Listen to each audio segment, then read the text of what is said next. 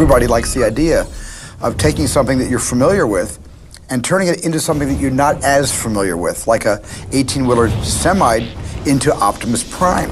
And so that was the beginning. I joined Hasbro in 2000, and the company was in some degree of difficulty. So we were focusing back on our core brands, and Transformers was one of those brands that we began to really rethink about, and how do we reignite this brand for future generations. I was aware of the TV show, I used to watch it with the kids, but I thought this is a movie waiting to come out and be dusted off and to be reinvented as a live-action experience. I'm going to end your hunger once and for all. We were initially really resistant to the idea of doing it because it's something that we had cared about as kids, and that's always kind of it's on the one hand really exciting to take that challenge, and on the other hand you go like, I don't want to screw this up. The first thing that I sat down with the writers was an idea to make this a story about a boy in his car, because that's something everybody can relate to. Bumblebee, head for the underground parking entrance. Transformers were always about robots in disguise and more than meets the eye.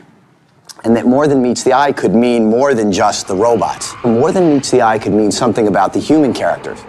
But there were very few humans that we could draw from. So it meant coming up with characters that didn't exist before. In the original cartoon, there was a mechanic character who was kind of the basis for Sam. We kind of looked to movies like E.T. for the way that Elliot became the audience in how we were experiencing the wonder and the magic of E.T. coming to Earth. Our first draft actually was just focused on the kids. That's awesome! Steven Spielberg called me right when I was finishing The Island, and he said, I'd like to do Transformers, and I'm like, okay, all right, I'll think about it. Hung up. I'm not doing that movie. That's what I said to myself. I'm not doing a toy movie. I thought about it, and I went to Hasbro in Rhode Island, and they put me through Transformers school. This is the classic G1 Optimus Prime, very much like it was made in the 80s. He had a very simple transformation. Very easy to get from vehicle to robot. We did the full pitch. Robots are not all equal. They're alive, they're sentient men, they have feelings, they have allegiances, there's backstory, there's a conflict, that they are fleshed out characters, and that we've had so many eras, and there's so much potential that they could pull from to make whatever kind of movie they wanted to make. Something in Transformers just struck me when I was sitting there. I said to myself, if you can make this really real and edgy, and I saw a couple images that were towards the direction that they would like to take this, and I'm like, that's really interesting. So I think right then and there I was kind of sold on trying to make this idea work. Michael Bay was born to direct Transformers. He was the perfect fit for this concept. I hired a team, probably about 25 artists, different people from different kind of expertise, and we were starting to design robots. There was apparently a script. I hear it was way too kiddie. No one wanted me to read it because they thought I would quit right then and there. Michael has incredible instincts about what will please an audience. And so as we were developing the script, we would run ideas by him and we'd say, what do you think about this? I knew I wanted to make it very credible and serious, and I told these guys I wanted to broaden it out and make it so that it had a little more global impact. Much like Close Encounters of the Third Kind, Richard Dreyfuss' story is clearly the centerpiece, as Shia LaBeouf's story is the centerpiece of our movie. But then we have two other groups of humans that we follow quite closely. I kept putting in things of different action stuff that I saw, and what we do is that we sit down, we bat it around, and they see what I'm really liking and not liking. Once he got into the rhythm of it, he started imagining these incredible sequences. And a lot of what we ended up doing action-wise was very collaborative.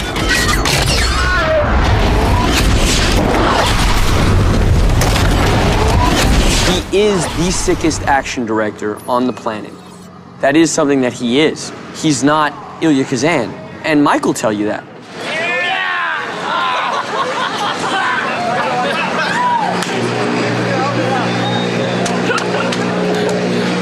That's funny. Robots, there's a missile coming right down that street down there. Gonna hit that truck right there. The robots are holding it up. Okay, roll cameras. Roll armos. Speed. Ready? And 4, 3, 2, 1, go! Michael staged huge, logistically complicated scenes of massive destruction and explosions. And even when I was watching those dailies without the actual Transformers there, it was just eye candy.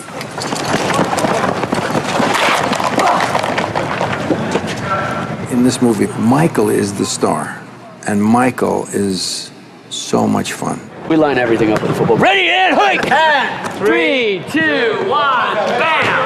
Does that work? Thanks for very much. You have the timing? That's perfect.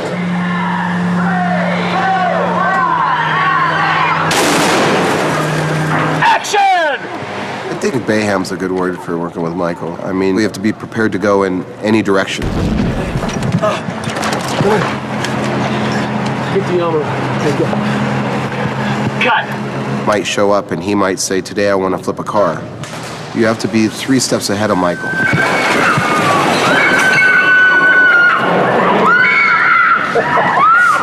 Smells good.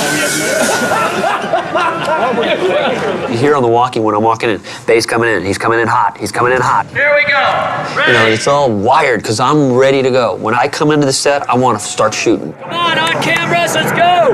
He's got a tireless kind of energy, and I understood that that's how he gets into it, and then he's into it. It's like an actor getting into character. Jim, lift him up again and do it again. Do it again. Keep rolling. Ready? Okay. Oh, God, please don't kill me, please. Keep moving up. Okay. Jim, lift him up again and do it again. Do it again. Keep rolling. Ready? Mike needs people who can accommodate his needs, and you need to be able to adapt. You can't be the guy who's got the script notes and the ledger and no, I can't do that because in the next scene you can't be that guy. Michael will eat you alive. This ain't gonna. It ain't gonna. Trust me, I saw it. I'd stand under it. Trust me, I said. Ready? 3, 2, 1, action!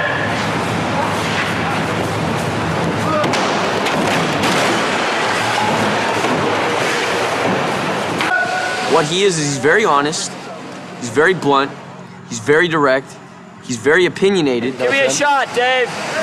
And he has an amazing visual sense of film. Yeah! He likes to use the megaphone once in a while. Ready and rolling cameras. 3, 2, 1. Stay there, behind the pillar. No, you're going wrong way. The other way. God, he doesn't pay attention to what we're shooting. The thing about it is it's never personal. Oh. What are you going to do now? What are you going to do, Soul Man?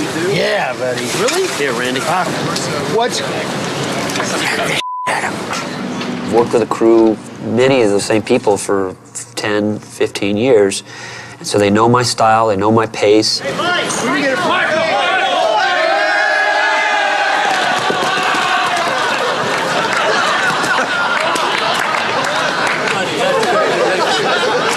You guys pulled that well. I was like over here distracted.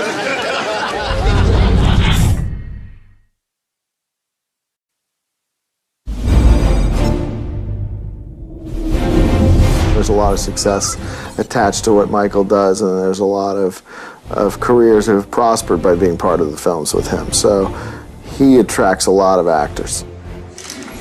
How do you know you're getting a good shot? I've been doing this for a long time.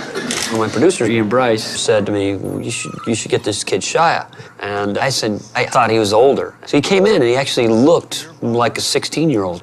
Now tell me what happened. No, you said you'd pick me up, no questions asked. I know, that was a deal. Pop, remember how Great Grams pretty much flew over the cuckoo's nest? Uh-huh. Think it could have been passed on to me like a mutant with wiki gene? First I was like, wow, they're making a Transformers movie. It's insane, you know? They're gonna mess that up completely. They're gonna screw that up so bad. But when I first sat down with Mike, it was never the discussion of, let's talk about the robots. The first thing he wanted to talk about was, how do we make this real? How do we make these characters come across as honest? Gentlemen, Bobby Bolivia, like the country, except without the Hershey squirts. How can I help you? My son here is looking to buy his first car. What I like about Shia is he's the everyday dude, but he's great at improv, and he's got a great comic wit. Nice, right? It fits me. Shia is one of the funniest people, just naturally. It's hard to get through scenes with him sometimes, though, because he's so good at improv, and he gets, like, funnier and funnier as he goes. I just didn't recognize you. Yeah, well, I mean, that's understandable. You know, I just got back from fat camp. I lost like 80 pounds. Oh, So- well, you know what? Good for you. Yeah. That's good for you. Yeah, I learned a lot, and you know, Makes I you a just stronger person. yeah, physically and mentally. Yeah. Did And you make so- friends? But yeah, I mean, some of them died because you know diabetes is really chronic there. But I mean, like, there's 3 or 4 that I kept in contact with, and they're really good people. You know, because fat people aren't bad people, and that's one of the main things they teach you there. It's hard for me to try to not laugh because I get in trouble because we won't ever make it through a scene. I just put the light in. Most importantly, I think he can keep up with Bay. Bay is constantly evolving the characters, is constantly throwing something different at you. My first scene actually was with the dogs. It was like, welcome to Michael Bay's set. Release the hounds. You need to stay hidden until I tell you, okay? Yes, yes. But the trainer's worried about your ass. But we are insured at DreamWorks, the Paramount. You know, it's your first day. Hey, welcome. And the whole crew's like, hey, nice to meet you, and action, and you're running.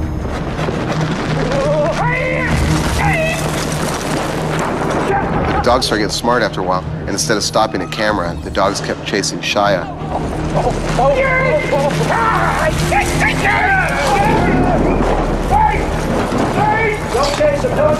Fortunately, Shia ran past me about 30 miles an hour, and I was able to grab the long chain that was attached to the dog.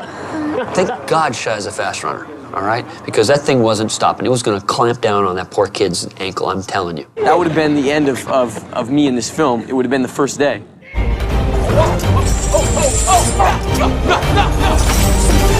Bay talked about how hot Michaela was going to be. We talked about finding literally the most gorgeous 18-year-old there is out there, which I think we did. I think we did. Now and action. Oh, God, if Trent could just see me right now. Yeah. Wait, what? You just say if Trent could see you right now? Yeah, if Trent could see me right now. This is crazy. We interviewed a lot of different young women for this, and Megan, I don't know, I just liked her look. I liked that no one really knew about her. I think Shia helped her out. I think that energy between them, I think it kind of works. Hope I didn't get you stranded or anything like that. That's fine. So I was wondering if I could ride you home. I mean, listen, I was headed this way. Figured, you know, I'd ask you if you wanted to ride or not. You know, I'm just putting it out there. Yeah, don't say it's fine. Just kind of a nod. The only thing Mike asked me when I was reading with him and auditioning, he just asked me if I could run. He's like, can you run? I was like, well, yeah, I think so. And the other thing he asked me, he goes, do you have a nice stomach? And I said, well, in my opinion, yes, I do. So I figured I'm going to be running, hopefully not naked, but I'll be running in a belly shirt, maybe. Megan did good with all the running and jumping and cars skidding and everything else going on. I think Megan really hung in there. Drop. Just from filming, I've put on like almost 10 pounds of muscle. Hey, guys, give me a 30 pad right here. 30 pad coming in.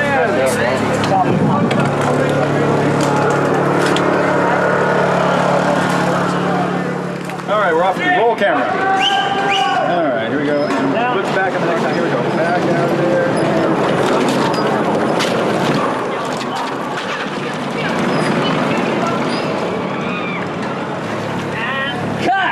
That's good. That's good. Let's go to lunch. My wife on? Yes, Captain.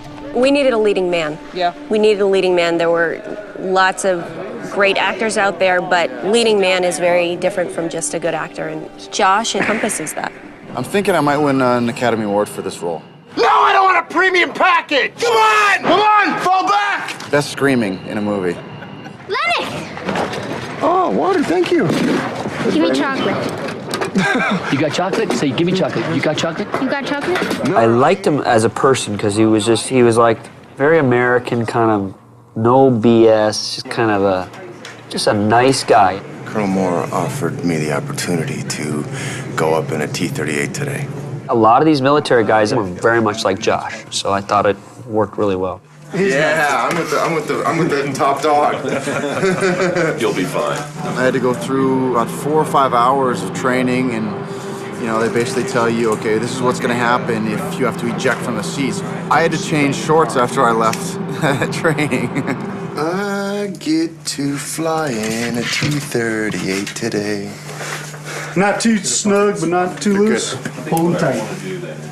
And that snap rolls from bottom to top. Take a breath and hold it, please.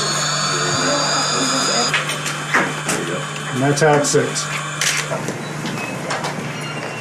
I am happy if I get a chance to show what we in the Air Force can do and what great airmen we have.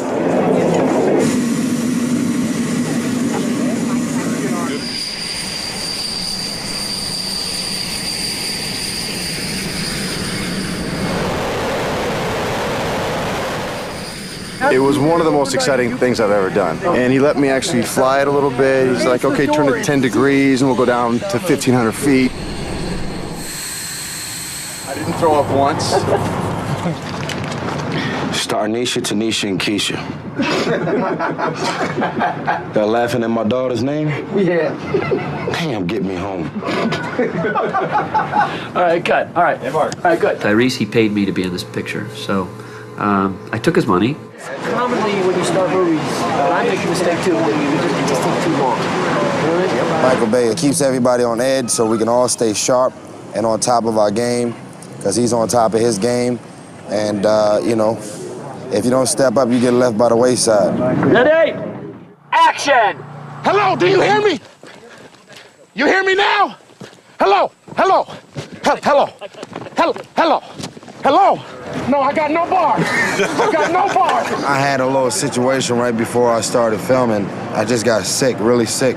And I ended up missing like the first 3 days of filming. So to get back on the set after all of the warnings and precautions my doctor hit me with, and to be in Alamogordo was just crazy. 120-some degrees, white sand bouncing, the sun, bam, can't even look at the sand because it was so bright.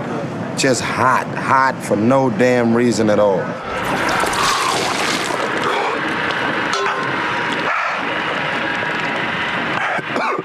Cut. How done? Is that good?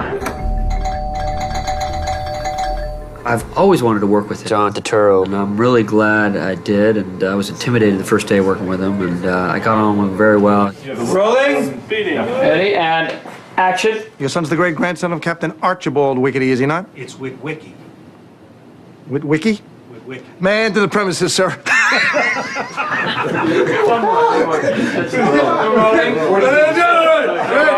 Don't laugh. I've definitely been enjoying myself. So I feel like I've been able to be a little creative and imaginative. Sometimes you don't get a chance in a really big film. Hey! Hey! Get that thing to stop, huh? Looking at us, looking at us. Get that thing to stop! I love working with Turturro. He's a funny guy, and he does phenomenal impressions of people in the business, and he knows everyone. He does a Scorsese imitation that'll just bring the house down. Every film he ever made is flashing through my mind. It's a challenge. But hustle, this. Something on my mind is Paul Newman. How am I going to direct? She did it! She did it! She's the one you want! She's the criminal! Okay, look, I'll wear a wire, I'll turn state's evidence, I'll do whatever you need me to do. Okay? No, look, I'm not going to jail for you, or for anybody. Michael will come in and tell us what he likes and what he wants conveyed in that, and let's just try to have some fun with it. Come on, focus, Glenn. The thing's gonna whiz by, ready, and zing! Whoa! What was that? Oh, I got a family history of heart trouble. He gives us the freedom, and we have fun, and Steven Spielberg was on set and said that he had been watching dailies. Hello. How are you? I watched dailies and I got my script and said, that's not. Who wrote that? I did, Steven. You know, I didn't even charge you for it. I'm gonna charge you on the next one, though. I'm Sam Witwicky. Maggie, hey. Did you say Witwicky? Yeah. Both girls needed to be drop-dead gorgeous. And there's gorgeous with the right persona, too.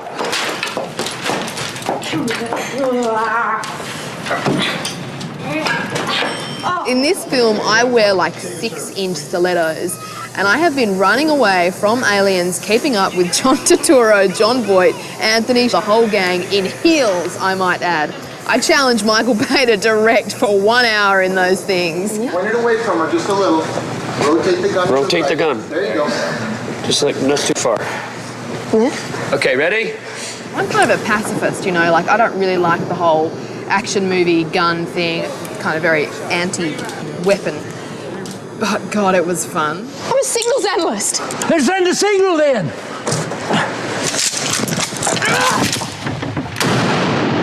Come on, you punk! Love John Voight because he's a great actor and he's a great guy to hang around with, and he's just a passionate guy. I like working with passionate people. Okay, so I'm going to do this here. I'm going to come in here, and then I'm going to come in here, then I'll jump into here. Sure, I'm a little old to be playing this kind of game for the kids, but I love the physicality.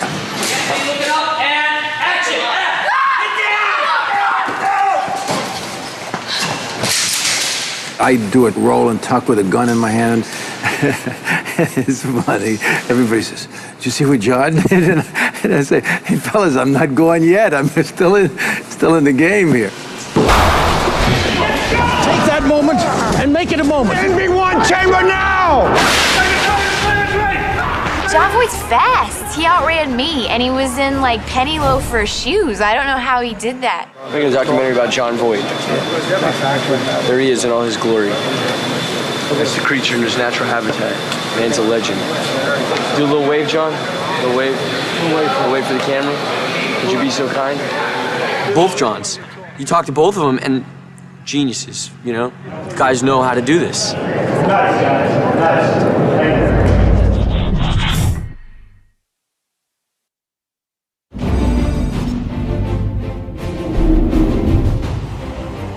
I've had a good relationship with the U.S. military for many years, and I was dead set on getting the military to cooperate.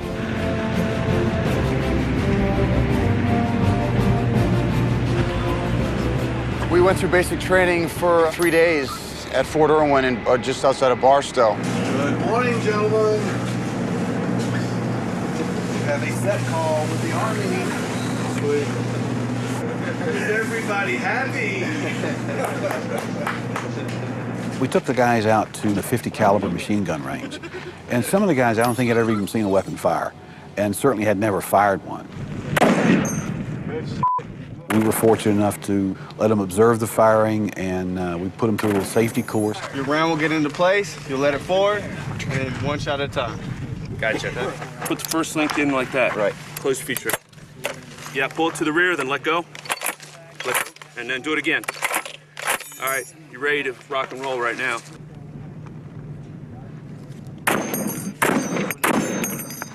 Good shot. Nice. All right. Yuck, yuck, yuck. Vietnam, Carlos Hathcock once made a kill from just under 2 miles away with one of these. He had a scope mounted on top of it. He's a Marine Corps sniper. Just under 2 miles, he made a shot. 2 miles away. 2 miles away.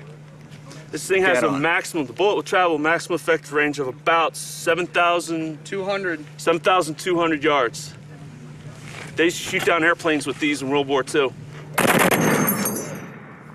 Check this out. This is my first one. 2, 3, 4, and then 5. All right. I got better. Of course, they were fed in the field. They got to eat the MREs, and they got real food too, but they got a little taste of what the military is all about. Gourmet. MRE is a meal ready to eat. The entree is the main meal. I can't tell which one's the main meal. Probably the one in the cardboard box. Okay. We're cooking, and this is the MREs, which are surprisingly hot. What the colonel explained to me is that it's basically like Drano, but you don't eat the Drano. And then if you get the opportunity to ever do this, it smells like garlic farts. The chemical reaction smells like garlic farts, and at first, when I walked over there, I thought it was Tyrese. So I'm really glad it's not, because we're going to be working together for a long time. All right. I'll trade you my my jalapeno cheese for your crackers and jelly. Now that's a good deal. I'll take that deal. Look at this. Chicken cavatelli. Just like Spaggle. What we call PPE. PPE is personal protective equipment. This right here is called IBA, the individual body armor. This is the standard weapons that we use right here. It's called the standard M4. What we're going to be going over is the formation you use before you enter a room. So, can we play any Rolling Stones? Painted black. We went to a mock Iraqi village. A unit was getting ready to deploy to Iraq, and we spent the afternoon with them and seeing what they do to prepare. It's like teaching us how to stack and go into a room and clear the whole room. Probably get into some of this. You know, that's what sexy. You're looking out this way, you're looking out this way. Until they start to move, since you're the last man in the stack, turn around. All right? Contact. You want to meet them, all right? That way everybody knows they're all touched up. All right? Hold on. Stand slow. All right? When you're coming in, just like this, right? You're trying to jump. Did I do this? Yeah, you did it. You did a little hop. You did a little hop. All right, you come in, you clear. You did a little hop. Does that feel more smooth for you guys? Yeah, it does. All right. I mean, because that felt sexy. Bullets travel down the wall 6 to 8 inches. All right. If a bullet hits right here and it's traveling down the wall, due to the spiral of the round, it will travel down that wall 6 to 8 inches. So you want to keep your ass off the wall 6 to 8 inches. All right. Motherfucker! I wish you would. Try me. All right. You scan the windows here. You scan the door. Windows, door, windows, door. Stand.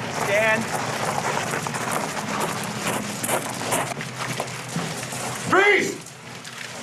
Nobody move!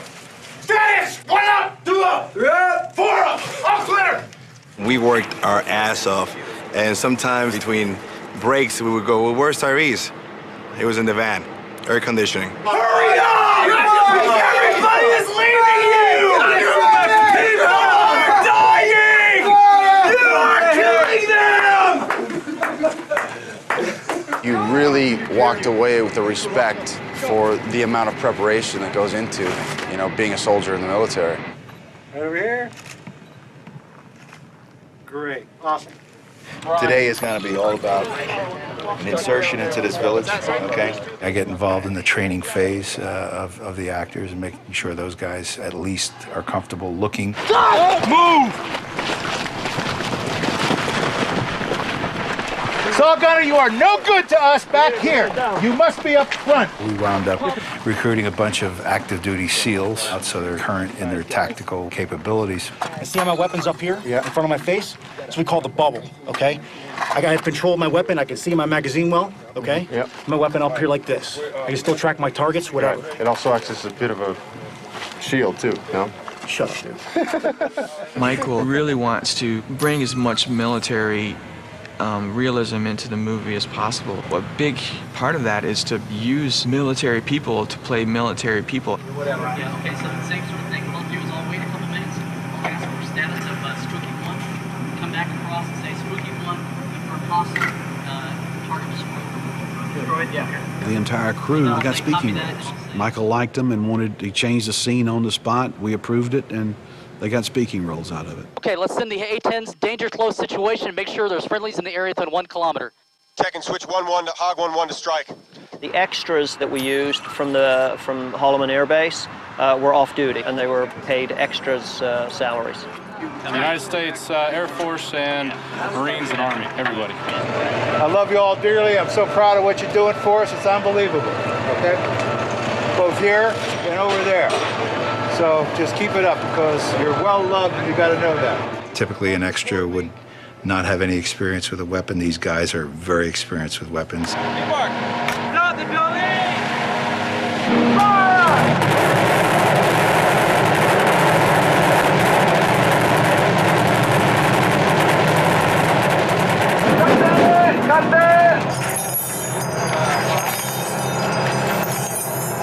I think I'm going to open you up more. Just go to your right. Go to your right over there. Probably had like 200 military and about 50 stunt people running and scattering, firing, and being chased by tumbling vehicles that were on cables. Ultimately, 0 is our key sweet spot. 0. If I give you a 5, 4, my guys will start firing and moving. Right, gotcha. 5, 4, 3, 2.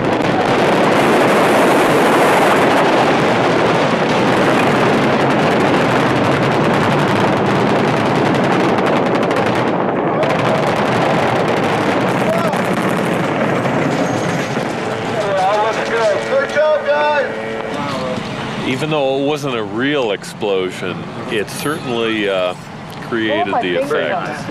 And trust me, as a professional who knows all about blowing things up for real, we appreciate anything like this. I like shooting stuff real on set. It seems to be a dying art. We put actors in situations where we know it's so safe, but it looks very dangerous.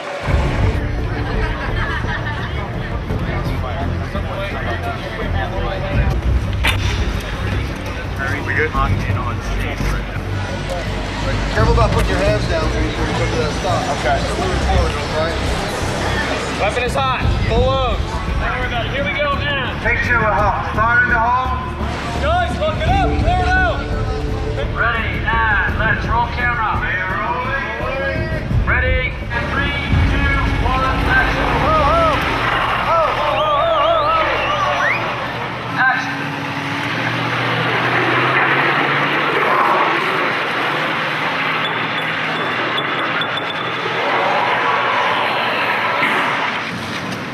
Yeah, I want to get your face a little bit more like coming in. All right. Well, I keep like sliding off to the side radius and jetting up from where I'm getting back onto it. It was good. I think it can be better.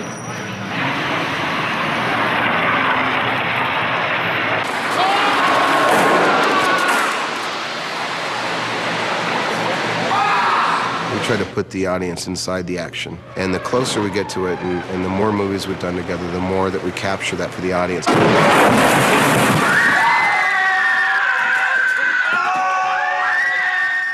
I told Shia, you know, you better get in shape for this.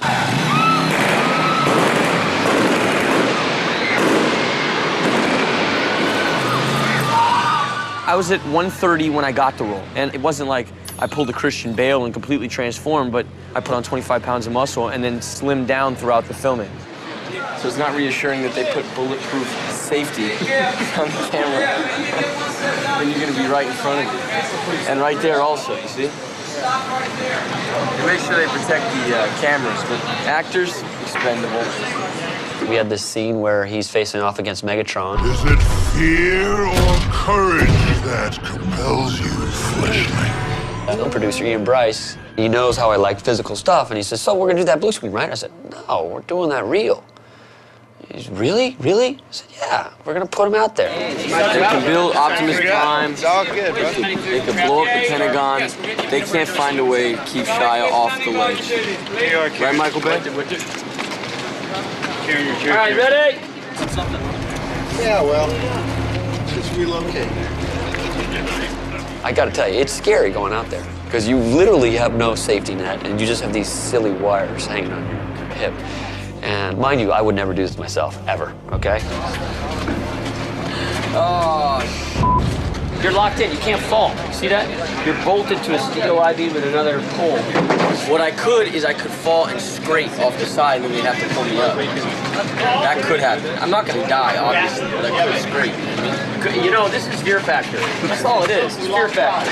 That's fear factor. It's like this is like people don't die on fear factor. It's another episode of Fear Factor. They do more hairier stuff with Fear Factor than this. You're right. All right, let's do it. Oh, mother! Got it? Kenny, bring him around this way too. Come way out towards the other way. Towards us. Get the crane. Ready, roll camera. Ready, and action shot. Wide movements. You're never gonna get it! You're never gonna get this all sport, you know that!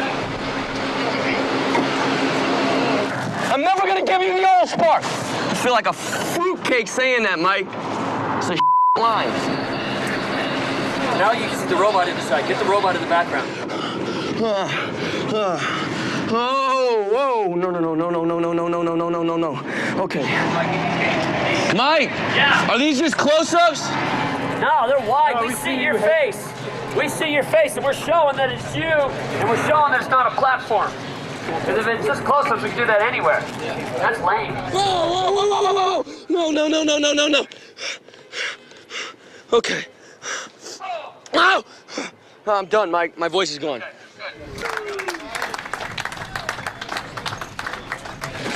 Shia's good. He's a good kid. Got a lot of heart. You gonna back up? 90% of the actors in this business could not do what we did on this film. They just wouldn't do it. You know? There's action stars who don't get up on the roof and do what we do. Oh! Oh, no, no, no, no.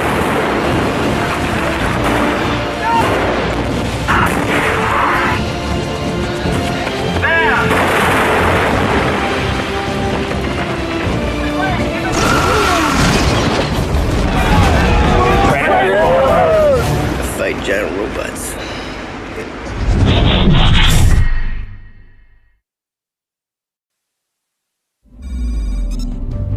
Way high, way too high. Okay, a little high.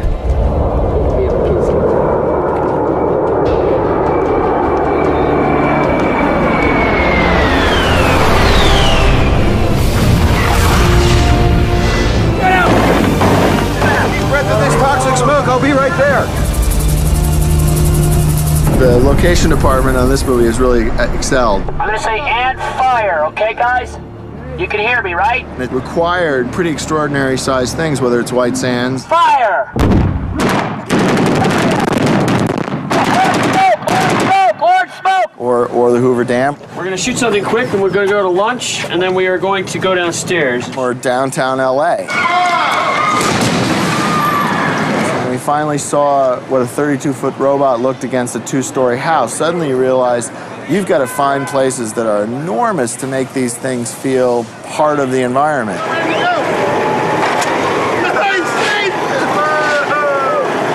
You can't leave the trucks on the road. That's what I'm led to believe. What? On the side of the road. Because Behind the dunes, so we can't see them, there's going to be a mini base camp down there, right? yeah, we're working on that right now, just to find out how we can make it firm enough to work in progress. Every day is a roller coaster for me. I don't know if it's the same for every department, but you know, I find myself on the verge of tears one minute and then hysterical laughter the next. Ilt, a new guy I worked with, I thought I was going to give the guy a heart attack. I have a question. Yeah. He's just, I can't get the observatory. It hasn't been shot in 5 years. And I said, it's a big movie. You can do it. Go to the mayor's office. You can do it. This is the path. See right in there? This is where he's running, and the Black Hawk's going to come right up on that edge there. Can we even see that helicopter running there? Yeah. Player? Yeah. It should be okay. I can't get the bridge with 4 helicopters underneath. I said, you could do it. Go to the mayor's office. It's a big movie. We're keeping this film down in California. We structured the budget in order to keep it in the United States, which is not to say that the movie couldn't be made elsewhere. It's just, I think, easier and more comfortable for Michael to have, you know, a crew around that he's used to. Hey, Dave. Yeah. I think let them fire this way so you can whip. You guys handheld. You can at least kind of like in here, keep it like, you know what I'm saying? I actually cut my fee so that I can shoot here with my crew that knows how to shoot fast and is good on the fly. Right, so it's good to go. So as soon as the plane hits the ground and stops, we should pull the vehicles forward. Michael likes to go hard and fast. He has the shock and awe approach to scouting, which is supposed to be... Oh no, that's not Michael, that's a stealth bomber.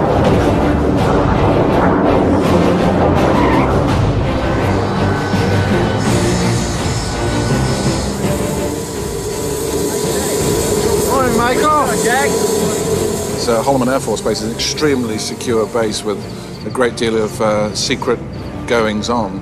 Yeah. I mean, this morning, you know, we had a guy with an M16 protecting the AWACS because even though they know that they're here for us, they're still very protective of their aircraft. Almost 3-1, okay? If the American military is called on, they will fight enemies abroad or even alien robots, if need be.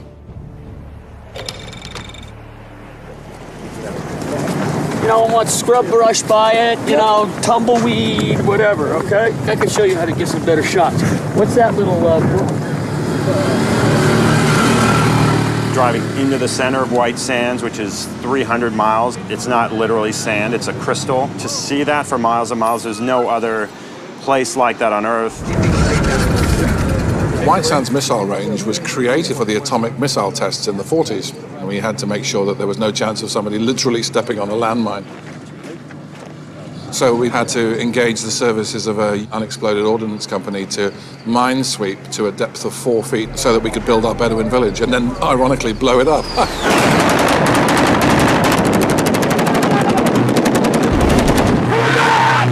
When we got here and laid out the buildings, we realized that the dunes were moving. So the valley was actually significantly smaller, up to 30 feet, because of the wind. Very hot. We had days 115, 118 degrees. That's the max so far. It could get hotter. That's compounded by the fact that the sand there is really just white quartz that's washed off of the surrounding mountains, and it just reflected like glass. God!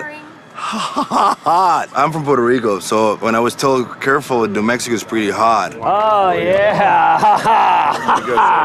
I go, I'm from Puerto Rico, how hot can it get? It's hot. Almost had a heat stroke yesterday. That's kind of wild. It was hard because they had a lot of gear. Go, go, go! And running and yelling and shooting. Because on my sets, it's like, especially if you're doing military stuff, it's tough. I'm not like a very cushy director in terms of if we're here, because I shoot really fast.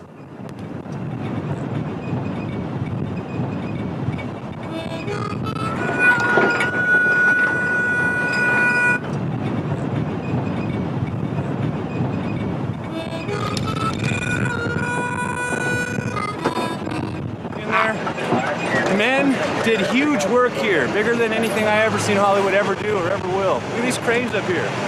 We're heading from the top of Hoover Dam down into the turbine area, where it's very, very cool.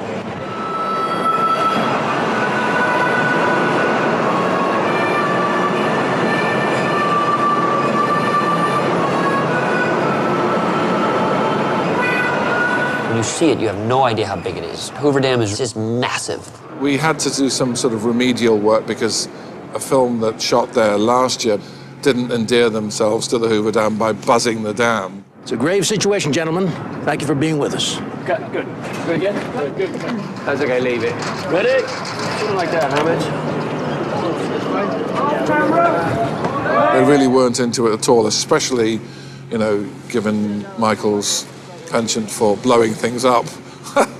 So we, worked out with the Hoover Dam. We'd get certain hours early in the morning where we could be up on the top of the dam. Got it if you can, brother. Okay. Trying to get back over there. They say it's over there. It's like gold. Okay, here we go. Okay, we're going down. Push time. Take those ramps down with us. Push time, push time. Come on, Scotty, you and me right here. And then as soon as the crowds came around 10 o'clock, we had to then go inside or down below. So we just scheduled our way around it, and it actually worked out fine.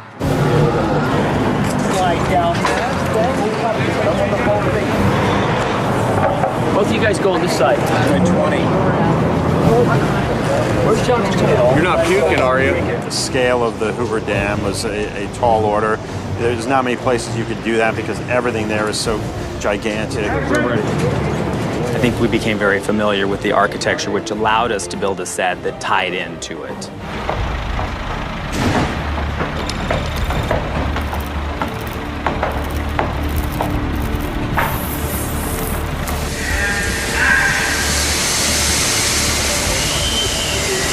What is this? When I looked at this Megatron hangar, this illustration, I'm like, that's the vibe of the movie right there. And it's amazing how one or two illustrations can just set the vibe.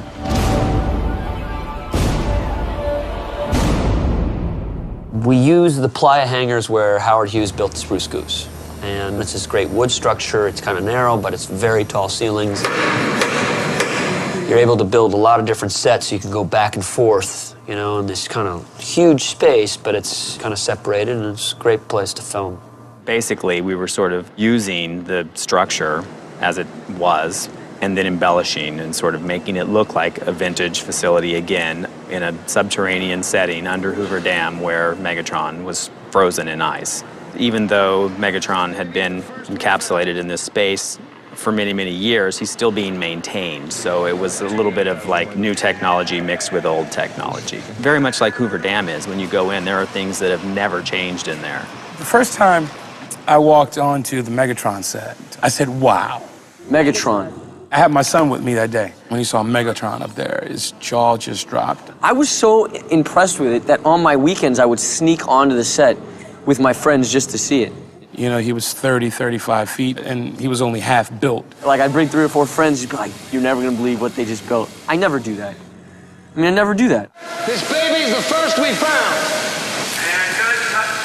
You want to just delay that, or so you can watch? No, you're all right. Okay. So I'll just do it, but just louder and more off the cuff. This baby's the first we found. Boom. Yeah. Get out of here. Okay, ready? Step up. Kenny, you're right. Here we go, guys. Ready? And 5, 4, 3,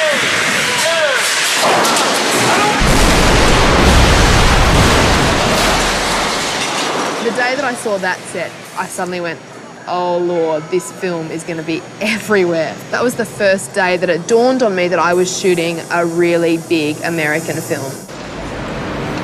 I had to shoot in Los Angeles. Now, Los Angeles, they'd give us 4 blocks one Saturday, they'd give us 3 blocks this Sunday, they'd give us those other 4 next a weekend from there, and then we shot at Universal Backlot, and then I shot in Detroit, and I had to all make it feel like it's one place. So you had to keep the scene in your head. I mean, you just had to wrap your head around it.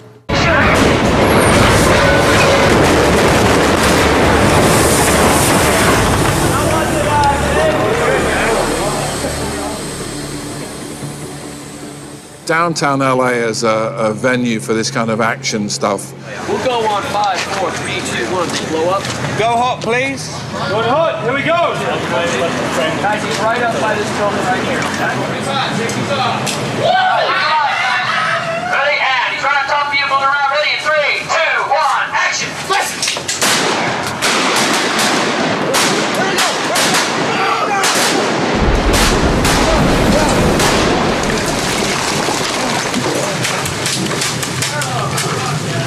Piece of crap. Ready, and roll camera. Rolling. Hey, legs, fire in the hole. Let's go, guys. Don't move too soon. Ready, and 3, 2, 1, and action.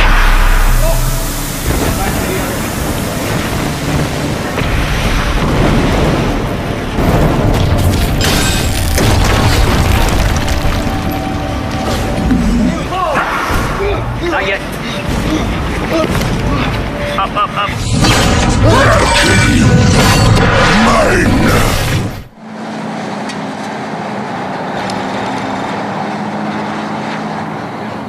Hey, can you take that light right down there and light that Mortis thing up there? The toughest bit was flying the helicopters under the bridges.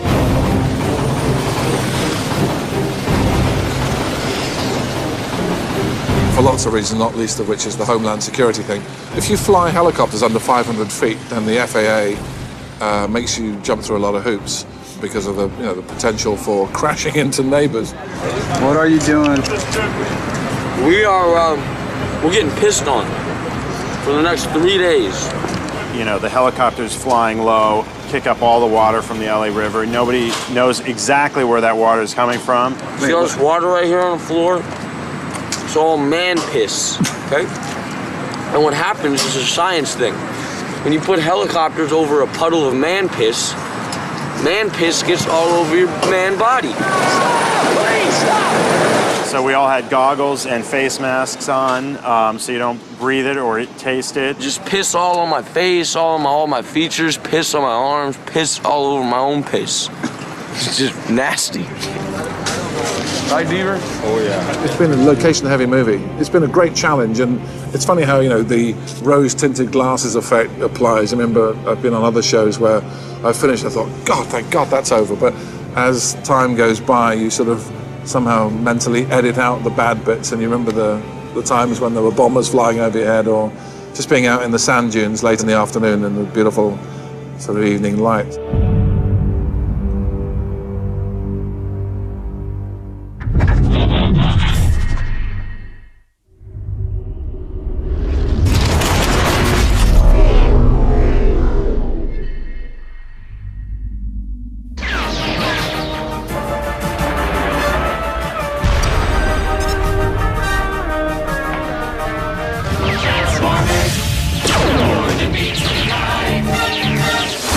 Well, the appeal of this movie, goes back to my children's childhoods, because they would ask for these things on their birthdays, and I would get them Transformer toys, and then we would play on the floor. And I remember my own experience with Transformer toys, how much fun it was for me, and so this was a shared experience. Transformers really gets its start in Japan with Takara, and it was a series of robot toys that transformed, and that's all they really were.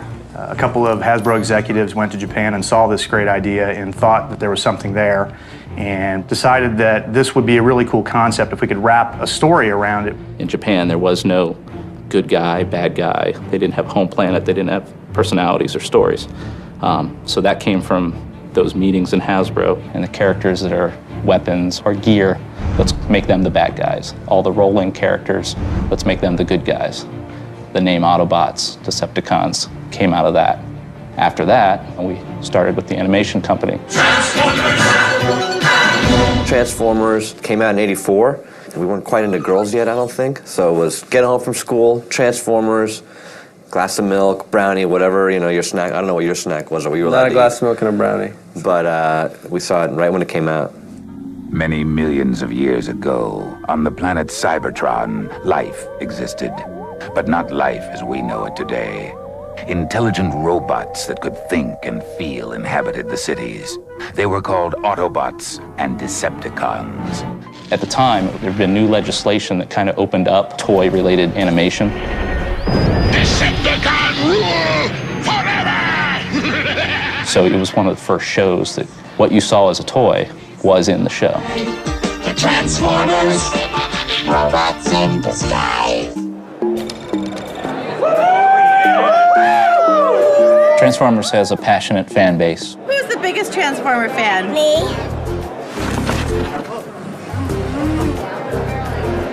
Transformers! More than meets the eye. A lot of people remember Transformers from the 80s, which is when it was in its heyday, but it's actually been around ever since. And since 1984, Transformers has generated over $3 billion in retail sales, and that's, you know, one of the top franchises in history. I have more than 1,000 Transformers at my house, fan since I was a kid. I think it's just the mythos. I think that's what really got me into it after I was a kid watching the cartoon. Strong characters and just a very cool toy line to support it. I'm a pretty big fan. I got my first toy when I was 2 years old, the first Transformer toy. I still have it. About 75% of all adult men had a major Transformers experience in their lives, and that's true almost the world over. So you've got this great group of people who all grew up with the brand are now working on the creation of Transformers the movie. If it meant something to you as a kid and you had an emotional response to it, that's valuable and that needs to be heard, period. So we kind of come at it from that place. I was a fan. I mean, from my childhood was Yogi Bear and the Transformers movie. It's over, Prime. Was I die hard, like G1 all the way and da like these people on Ain't It Cool News? No. Do I have a Transformers tattoo on my body somewhere? Probably not. Was I a fan? Extremely. I did a lot of research and a lot of studying on it in the past year and a half. So that would make me definitely a Transformer head geek somehow. From the very beginning, we knew we had fans following this. From the first time that a piece of art got out to the fact that Michael Bay's computer was hacked and the script got up online. So I must say, so in fear of one of you guys stealing my computer to find out the real robot names, I decided that it'd be better to tell you this week or next week the true names, okay? Because I like my computer's got a lot of other secret on it as well. You could keep nothing secret on this movie. And the design started getting out on the internet. And people were saying, oh, Michael Bay, you wrecked my childhood. Damn you, Michael Bay. Like most Transformers fans, when I first saw the designs of the movie, I was like, what? They changed everything. It's completely different. What's going on here? I think a lot of fans hated me for it at first. After I read some of the posts that said they wanted to protest out of my office, they actually picked the wrong office because I moved. They didn't know my real address. So, and then the few little talkbacks where they said they want to hunt me down and kill me, I had a couple of those. But generally, I would take some of the constructive criticism of stuff they saw. I actually changed Megatron's face when they opposed it that much. It was very important to get our teaser out there that was like more of a badass teaser to show that it's real. Not a cartoon. That teaser on Yahoo is the most downloaded teaser ever. That's crazy. So all of a sudden they see the headpiece. And they're like, oh, wow, uh-oh. Okay, that's starting to look really cool. You have to totally respect what's been created, and you can't, deviate. And I knew if I were to put these characters in the real world, they'd have to fit in the real world, and they have to be much more intricate. We had kind of come to terms with the fact that we kind of respectfully acknowledged what had come before, but, there's a lot of logic that I had a problem with. On Cybertron, they all walked around like with truck parts, transformed, and that just doesn't fly when you're trying to at least make it credible for someone who's never seen Transformers. So on Cybertron, they have to have, I created all of them having this endoskeleton, this underskin. They're a technology that is beyond our understanding, based on kind of a nanomolecular process. Each molecule, each cell is a machine unto itself. So when they come to Earth, they come in these weird, pods. It's the endoskeleton wrapped up. They land, they unfurl. And the notion is that when they arrive here, in order to truly just to exist on this planet in disguise, that they have the capacity to basically find a vehicle and replicate that vehicle based on their mass. Alex and I decided we were going to try to avoid mass shifting, as we call it in the fandom. When Optimus Prime transforms from a truck into a robot, you want it to feel like it's the same size truck is going into that same size robot, and that there's no cheating going on. Hasbro helped us select some of the robots. And clearly we wanted that core cast of characters that people had known and loved. And that's why we kept talking about it as a G1-inspired story. G1 is a fan term for Generation 1. So when people think back fondly on the 80s, nostalgia, Gen 1 is what comes to mind. The characters that we knew had to be in the movie, without a doubt, were on the Autobot side, Optimus, Bumblebee, Jazz, and Ironhide. And on the Decepticon side, it had to be Megatron, Starscream. And we knew we had to have someone kind of related to Soundwave. Frenzy's in there as kind of a representative of that. I actually wanted more robots than we had, but it just ultimately got too expensive.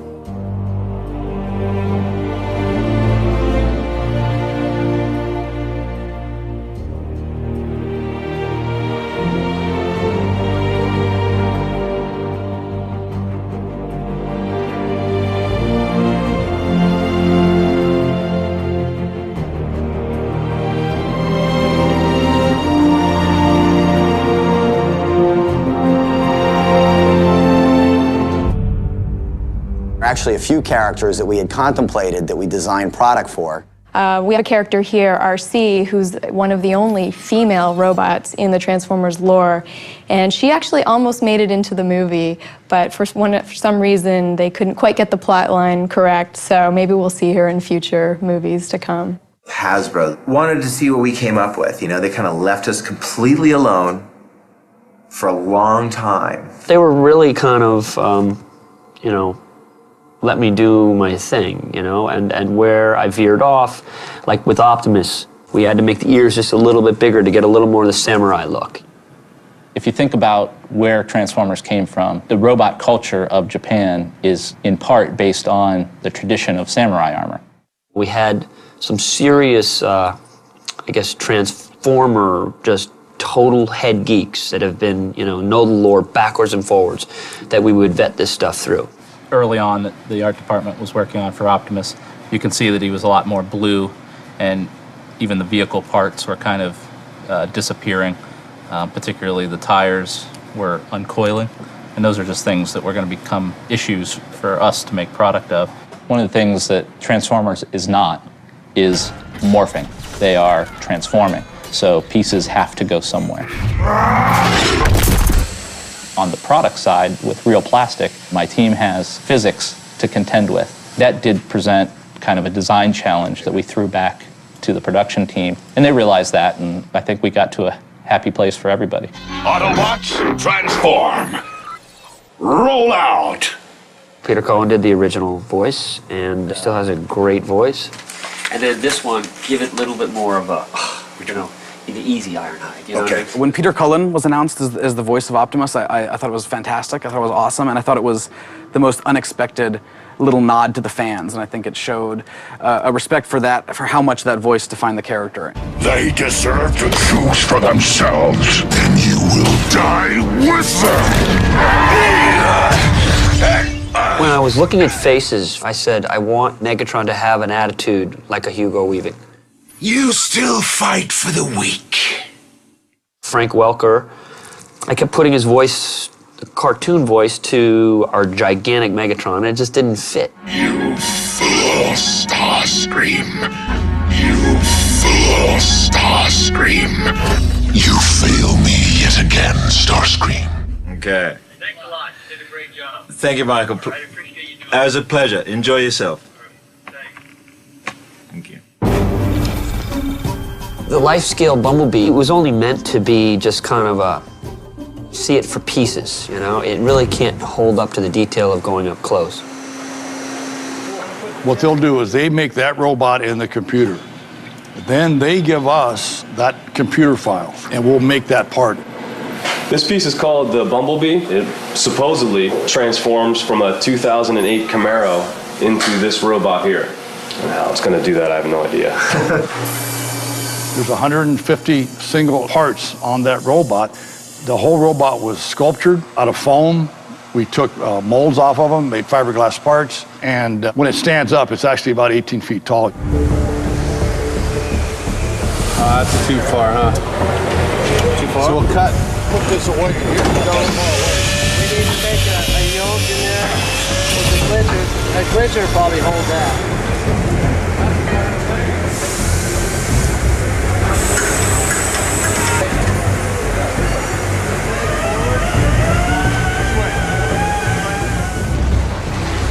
This thing cost $75,000 to paint. It required a special 4-layer paint because it matches the car. Me and Bumblebee are starting to get to be real close. When we got near the robot, it was just like, no way. And you start walking, you're getting closer and closer, and you start seeing the body and the torso and the head, and it's just nuts. It was nuts. Silence.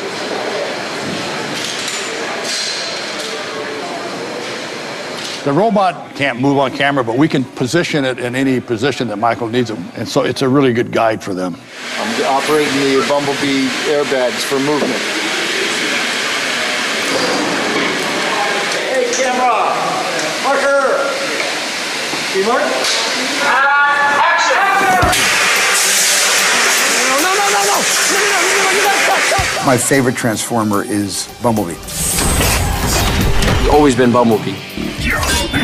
My favorite Transformer now, I think, is Starscream. Megatron is dead! The humans have taken it. I think Ironhide is probably my favorite. Stand back. You feeling lucky? I like Optimus Prime.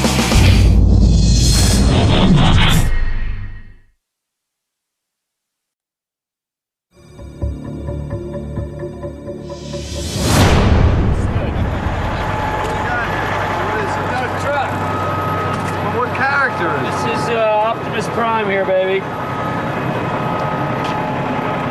Good looking truck.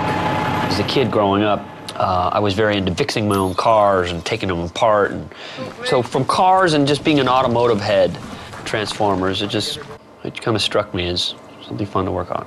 Watch out, get out of the way, I'm rolling cameras. Ready, and IMO guy, go. Ready, and send him, Kenny. Michael Bay does know his cars. He's pretty particular about the cars he wants. He knows a lot more about cars than I do. Not too fast.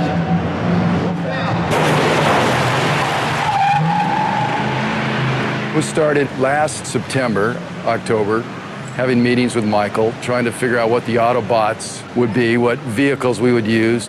And we downloaded every picture of every car that was available. We started kind of addressing the major car companies. Listen, when you're making a movie for $145 million, which sounds like a lot of money, it was tough to fit this movie in that box. And you couldn't afford to do this movie without a sponsorship, and nobody could come up with what GM has.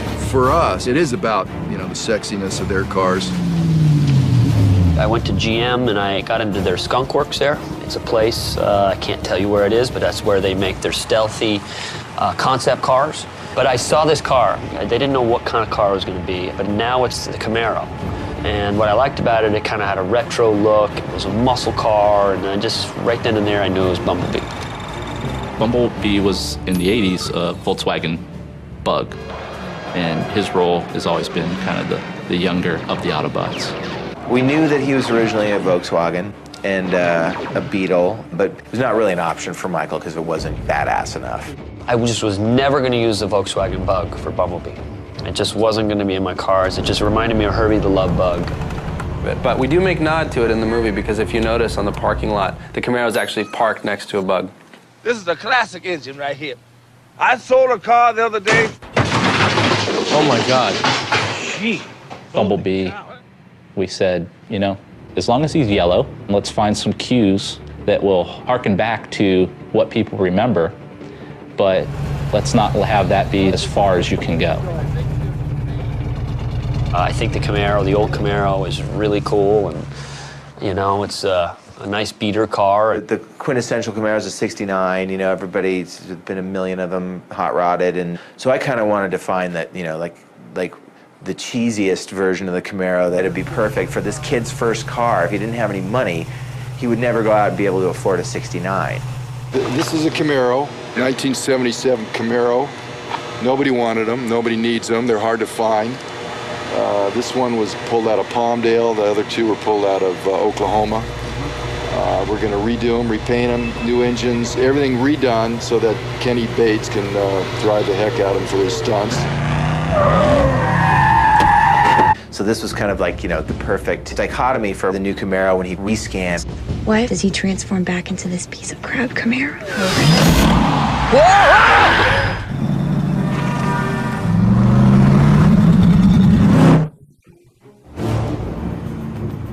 That Camaro is really spectacular.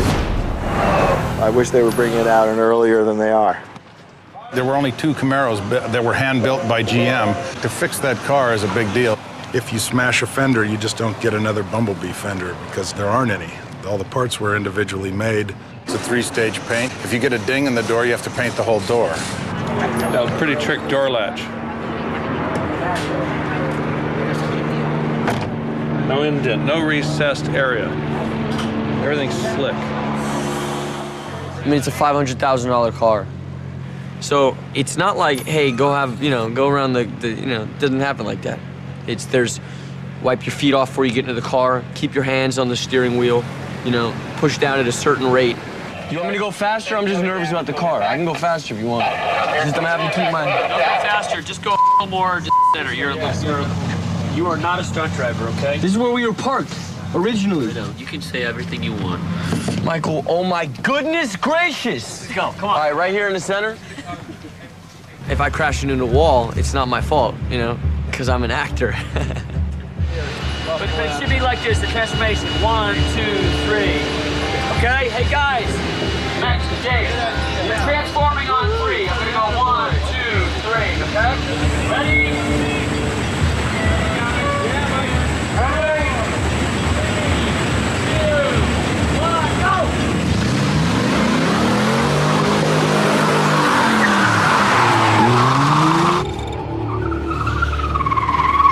I mean, Jazz is a character that was always a sports car. Now he's not a Porsche 911 anymore. He's a Pontiac Solstice, but he's still a cool sport car.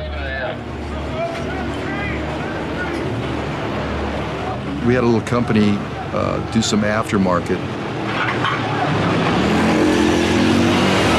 We made a hard top for it. We put the little ground effects fairings. We put a little spoiler on the back and some louvers on the hood, and we kind of just jazzed it up a little bit.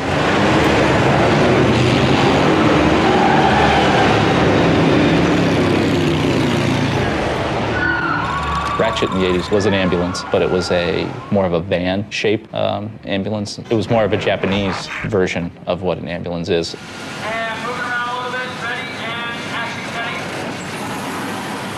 Ratchet was the kind of H2-based ambulance, which doesn't exist, that we kind of designed and built from scratch. We started with a stock GM H2 Hummer, and which we gutted and took all of the existing components from the rear apart, and then we're building the cages that will be sheeted to look as the search and rescue vehicle should.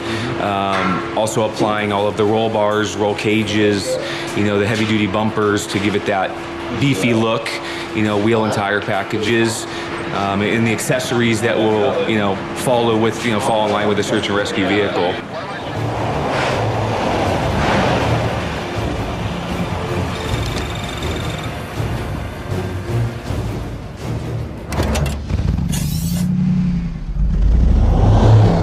Ironhide was this big, 4500 series GMC.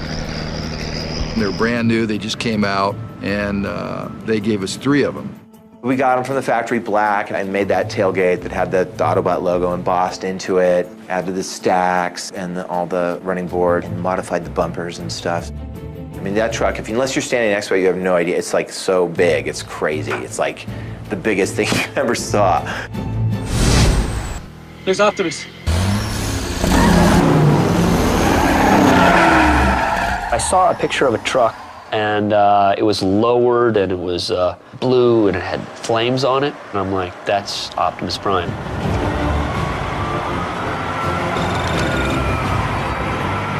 With Optimus, literally, we got every car book, every car pictures. I mean, it was just all over the walls. We looked at the cartoon.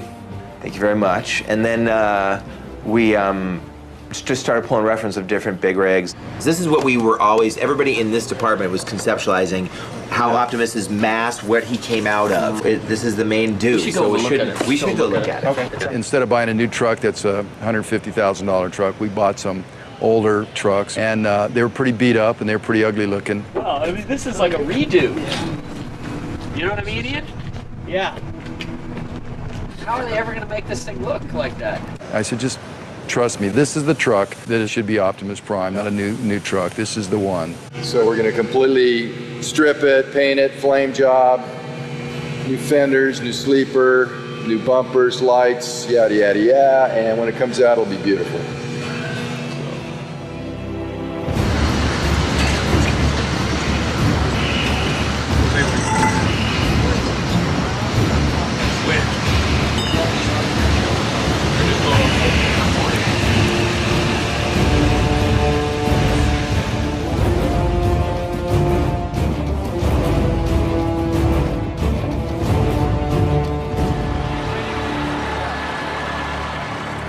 There's been some debate about some of the changes that were made. The flames on the side of the car and the fact that it's a long nose instead of a flat nose truck. I like the flames. And what the flames did when he was transformed, it kind of looked like ribs, and it just, to me, it looked cool. One of the things I've learned is red doesn't photograph well for the feature films. The light being what it is, and it's a nightmare. Michael Bay was nice enough to explain that to me. So we made this compromise where we wanted a red chest, and we did that by the flames, so that we could still retain the essence of Optimus being a red truck while, still making it easy to shoot. Just a much more aggressive looking truck. It's like more dual, more homage to Steven. Looks better on a wide angle when it extends back, It's just a much more badass looking thing than a flat fronted, trash truck. And again, it goes back to that thing of when you actually see it and you see what's required of the transformations and the level of detail, we weren't going to be able to have as exciting a transformation with the flat nose. Okay, guys, come on, let's stop admiring the truck. Let's shoot, shall we? This is a truck that I sold on eBay as soon as I'm done with it. Let's set up for this, please. Back to one, Joey. This movie, I had more cooperation from GM than any movie I've ever made. They promised us they'd give us the flood damaged cars, the non-saleable cars, the cars that Michael Bay needs to wreck every day on a daily basis for his food chain.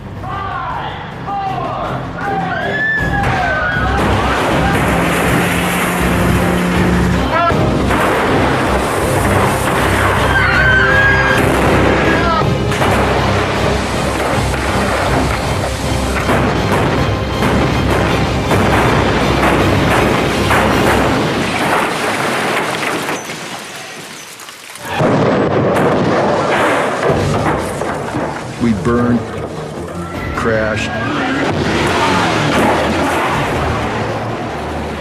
flipped.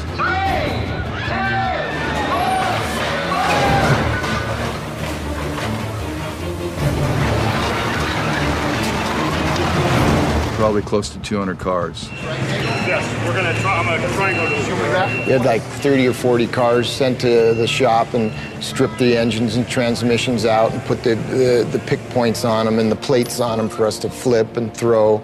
And we do that all on the day, wherever X marks the spot. We have this catapult, and then we just run a cable out, hook it up to the car, and then we, with the use of high-pressure nitrogen, we can fire. It's the same way a plane is launched from an aircraft carrier.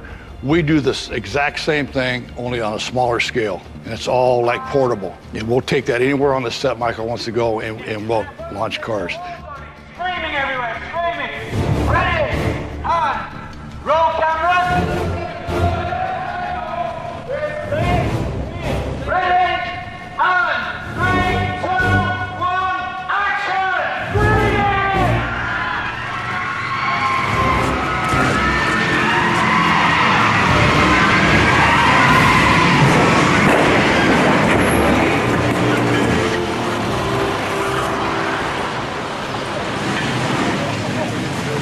What is that building? Stay out of the building, folks! Don't go in the building! Fred, don't go in there. Hey, Rich, don't go in there. Look up there, please. Fred, that's it, keep the lock up. Thank you very much. Guys, walk away, please, film crew. Thank you. No one does car chases better than Michael. I mean, they're incredible. Like, they're at Mach 3, and, you feel like you're right in the middle of them.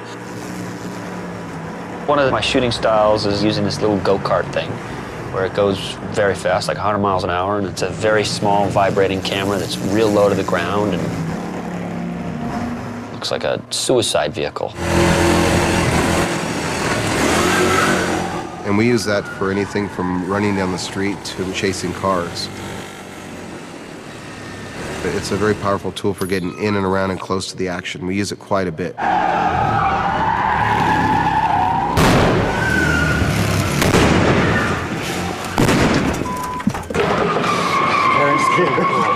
Fun, huh? So good. All right, let's not clip it now. Let's not clip the shutter. Thank you. Let me play that back again. It's pretty crazy being in the go-kart. I mean, because you're responding quick, and any mistake and you could be in a lot of trouble.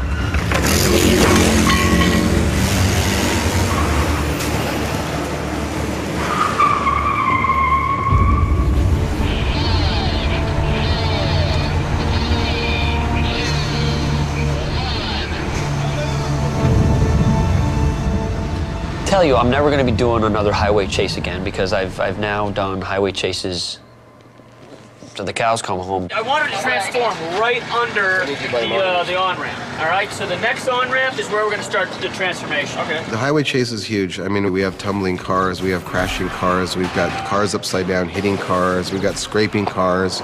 But this one will top most of the ones I've ever done because now you got robots transforming at 80 miles an hour on a freeway. And I don't know how you can top anything like that now. All right, let's go try one, shall we? Yeah. We try to put the audience inside the action. So they're actually eating cars, they're actually in the crash.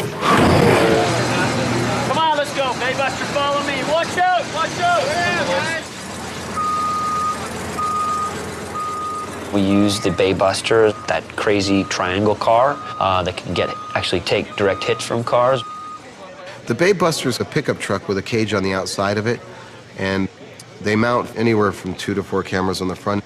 And if we have flipping cars or cars being thrown off the top of car carriers, I mean, we normally drive the Baybuster right into it. It's great for the audience. That's part of that eat the action that the audience gets to see that's not CGI. It's like most directors would have chose when we ripped that bus, which is an extremely dangerous stunt, I mean, really dangerous. Most would have just done it either miniature or CG. And it just wouldn't look as good. I mean, the bus sequence is something that we've never done before, and I really had to push to get that to happen. That bus, we have 6 exploding bolts holding the cab together in the center of the bus, and then we have big cables underneath pulling it together, holding it together. We cut the cables and blow the bolts, and the actual bus cracks in half like an egg in two pieces.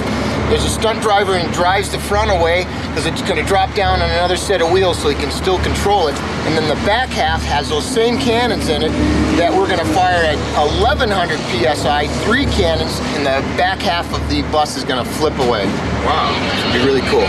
We're gonna pop the cable, which is the first cable pulling it. Then there's another cable wrapped around him, and it's gonna take about 3 seconds for that bus to pull like that, and then we blow the thing. Once we pop the cable, it's all automatic. Richard, you have the bomb in your hand? Yeah, I have a button on the floor, yes. Okay, so Richard... He wants to be there.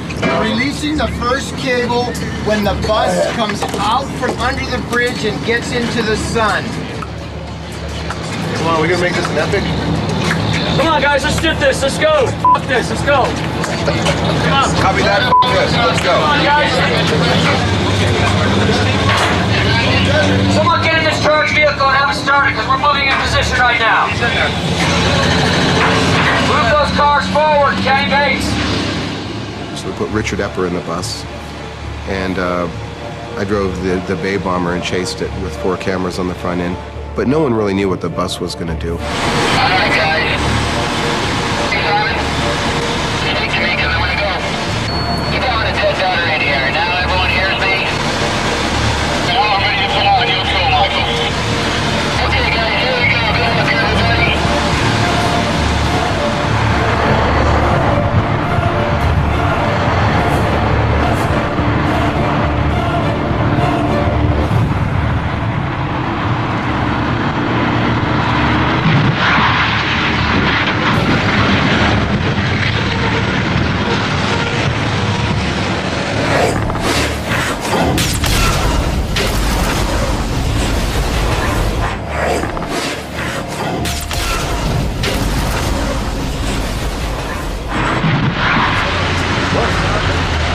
Kenny, how'd it go, man? It went pretty good. You said it cut in half, right, Mitch? Yeah, no. Half the bus here and half of it's over there. I think it worked out really well, and I think it's because effects did an excellent job on prepping that bus for us. So it's like those guys are the guys that made us look good on that one. The main thing is my good friend Richard Epper's safe, and that's all I think about going down there. In the end, it's just a movie, but it's a Michael Bay movie, and that's what we do. You get the bang for the buck when you're with Michael.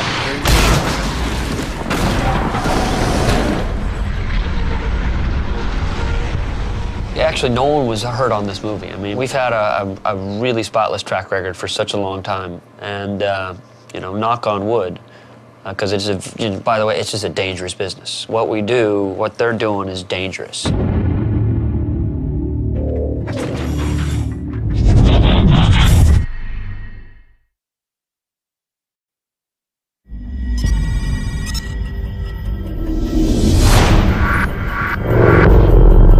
Which one of those do you think was a Decepticon? Maybe one, maybe none. Decepticons are actually very fun, because they're just wicked. It seemed to serve the story better to have military vehicles being the real theme of the Decepticons, as opposed to too many tape decks or a gun or things that were clever and great in the cartoon, but a little bit unfocused for our purposes. Michael has a pretty good relationship with DOD, and so it's kind of interesting that we're using all the military in this movie in the robot form are bad guys. I'll be honest, I had to sort of pitch this to my chain of command in that there's Air Force aircraft as bad guys. All right, ready? And the first two, go, go, go. Because of Michael's relationships in the past and, you know, Armageddon and other films he's done, the thought was that Dealey would get the help of the armed forces in the end. You see, the Air Force cameraman, I keep trying to tell him, turn, let me show you. Turn, change. See, he's a little rigid. Everything's like this. He looks like that, walks like that, it's rigid. Oh, look, oh, now he got a little MTV style going. See?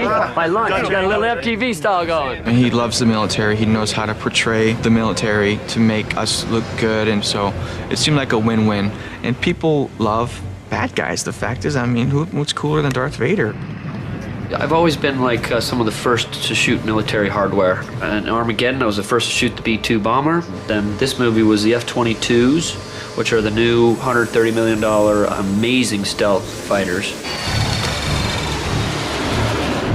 Starscream was an F-15 Air Force jet back in the early cartoon days. And back then, the F-15 in the 80s was the quickest and the fastest and the baddest thing around. Well, fast forward 25 years, the F-22 is now that aircraft.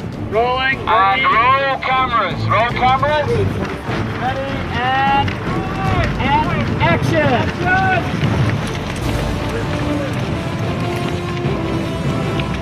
There we go. Look at that. All right, let's do that again. Reset. Very good work, everybody. Reset. Let's do that one more time. What the Air Force has done in this show is shown us all of the good toys. Brandy new stuff that really hasn't even been put into the field yet.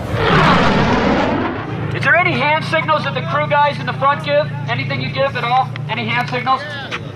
All right, I want to do some hand signals. We're going to come right by you. Guys, go back to the crew.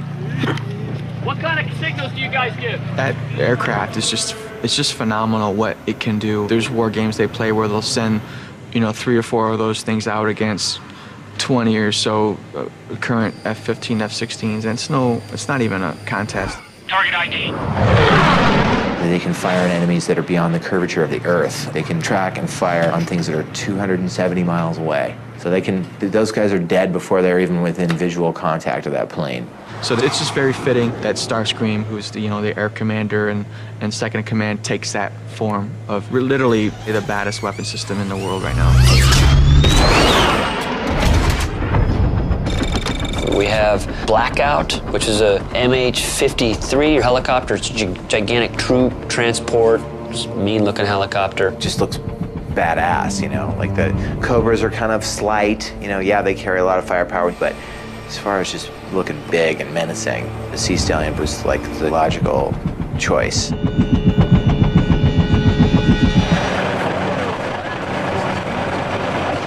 Yeah, I got my fire suit on, baby. I'm directing.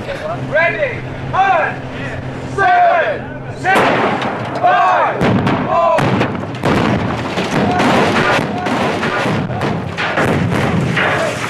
I can't think of anything remotely this huge that the Air Force has been involved with, not only in screen time, but just the amount of aircraft and people and shooting on bases and everything that we've done. What we're going to want to do is we want to stack you guys up. So with long lens, we'll make you look very close. You know what I'm saying? So we'll put you kind of like this to each other. Like a little bit over there and that a little bit. We're stacked up with the sun. Okay? Coming over the tower. About 300. The tower is actually a good place to come. Airboss, Osprey 17, do you want airplane mode or conversion mode on this? Left. Correction, right. Right. To me. Come on. Right. To me. Right. Oh, yeah, baby. Right in the golden glow. Lower.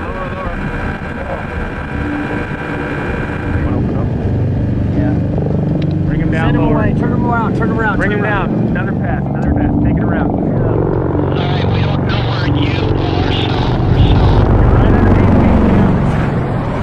Well, I was also the first to use the Ospreys, which are for extracting soldiers. It's kind of like a helicopter plane. It's like these gigantic helicopter blades. Looks very dangerous, if you ask me.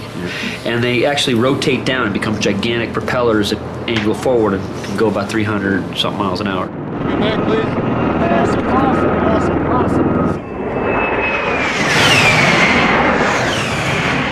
Warthogs were a very interesting kind of plane because it's kind of eerie because they get very low and they're just got this whine to it. Are they coming, Josh? They are.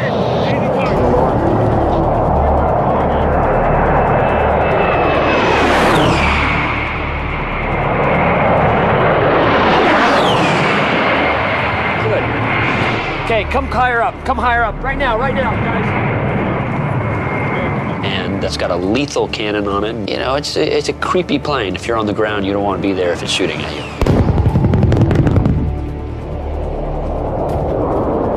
The military gave us the use of the Spooky, which is a C-130, specially equipped, like 18 guns. It's a thing they use to shoot Taliban in Afghanistan. It's a vicious old plane, but it's very lethal.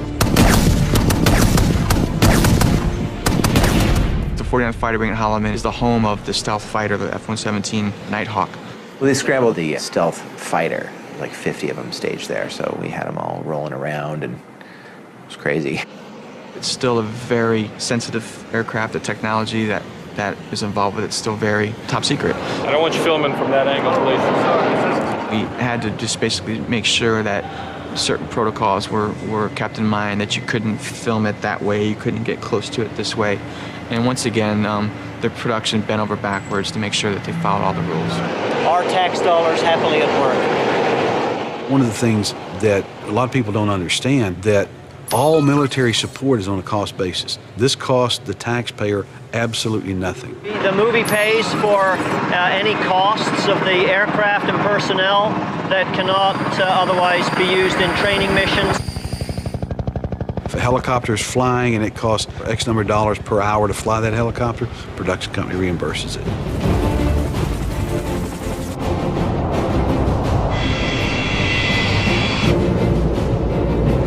Technology that the government allowed us to be around and some of the tools they allowed us to use, you wouldn't be able to get anywhere else in the world. These are target practice tanks. What they do is, this one is a mock-up of a fake foreign tank. So the targeting systems can pick out friend and foe. When they shoot them in the missile test range. At Holloman, they have what's known as a tank graveyard, and there's probably 1,000 tanks and self-propelled artillery pieces and stuff like that. And the first time I took Michael in there, he was like a kid at Christmas. It was like, can I have that? Can I have that? Can I burn that? Can I blow that up? You know, absolutely, anything you want. Which one do you like the least? The least?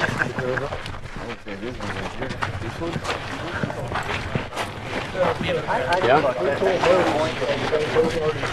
Because you want to burn it? No, something a little more wicked.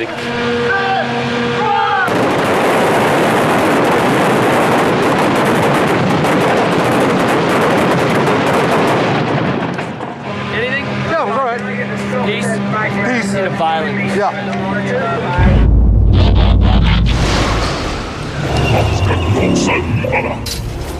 The tank was something that had already been modified by another show. Somebody owned it already, so we modified it and came up with a cool paint job that was cool, kind of non-radar detectable paint job that was based on some camo that we saw in this futuristic battleship image.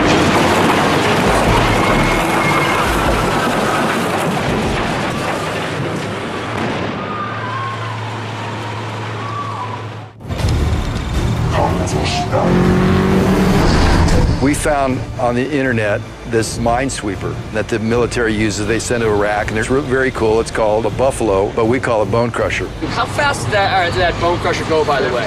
50. It must take forever to get there, right? The image that they used to promote this vehicle had this shot of this arm extended and this big multi-tined fork foreground in the shot. And we finally get the data on this machine. And it turns out that this fork is like 14 inches wide. And they totally cheated the whole thing in Photoshop. This giant thing coming at you, you know, that looks like it could lift up a bus, is like this big. We're like, what the? You know, so we basically made this appliance that goes over the existing one that more replicates the version of the machine that we had been reacting to. Originally, the police car was an Autobot. It seems like, to keep with our theme of all the Decepticons seem to take on the disguises of authoritarian vehicles, military jet, tank, police car. It seemed like a good change. So barricades in there as a police car. Slide the headlight forward and then bring the other arm over. Overtake the headlight. So the idea being to start the light a little.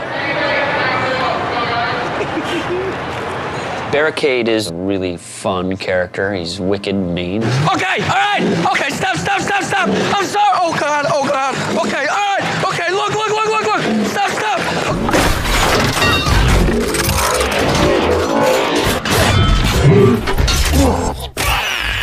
One of the first thoughts we had, of course, was to include Soundwave in the Decepticons. And as in our first draft, we actually did have Soundwave. We started to realize that we were not really servicing that character in a way that was going to make us or fans happy. And so we said, rather than doing it wrong, let's actually create a character who is a distant cousin of Soundwave's. And that's how Frenzy was born. Frenzy is a boombox that transforms into this wicked little 3-foot-tall, vicious-looking robot. This was something that I invented.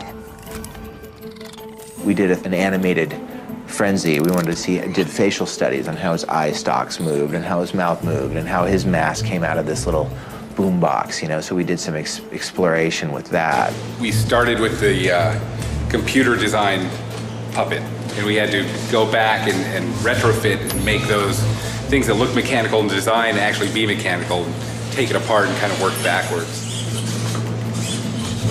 What they'll do with the full-size mechanical version of this is that when you bring it into the set under the lighting conditions, it's also going to help out with the CGI guys so they can see how an actual real item would react in that environment. 1, 2, 3. Mostly it's something to interact with the actors because they would have to be fighting against nothing. Exactly. Quick. You gotta learn quick. It's from the Robot Spring Collection. It's real nice. It's a new scarf. DreamWorks bought me. I just put it on when I get cold outside. That's all that this is.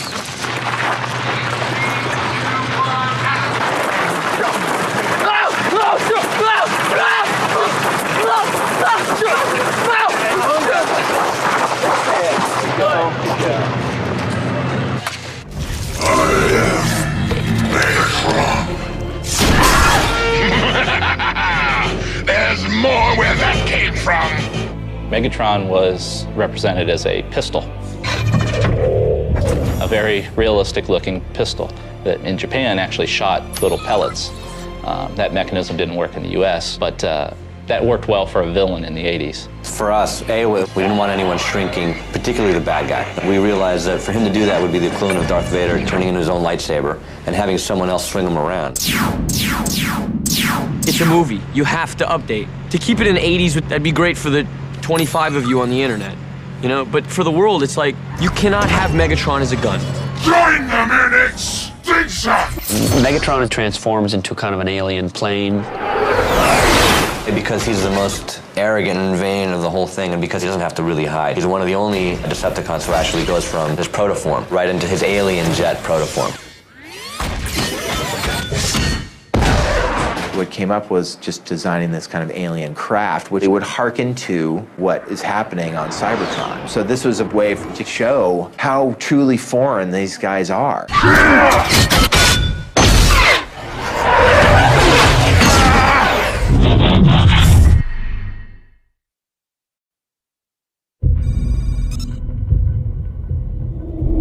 I want these robots to look like they fit in the real world and look like it's photoreal right now. The only thing that looks a little winky is that thing. It just looks like a... Too thin? Yeah, it just looks like surgery equipment. All right, cool. Okay, guys, that's about all the time. It's 12 o'clock. Time to go. Time to go. Time to go. One more thing right here. I got a lot more to do. You can't abuse me. You're abusing me. It's abusing my time. That was the plan. You're taking advantage. So in terms of our effects, we had Industrial Lights and Magic that were heading up Transformers, and we had Digital Domain, which is an effects company that I recently purchased. Both companies did the work for this movie.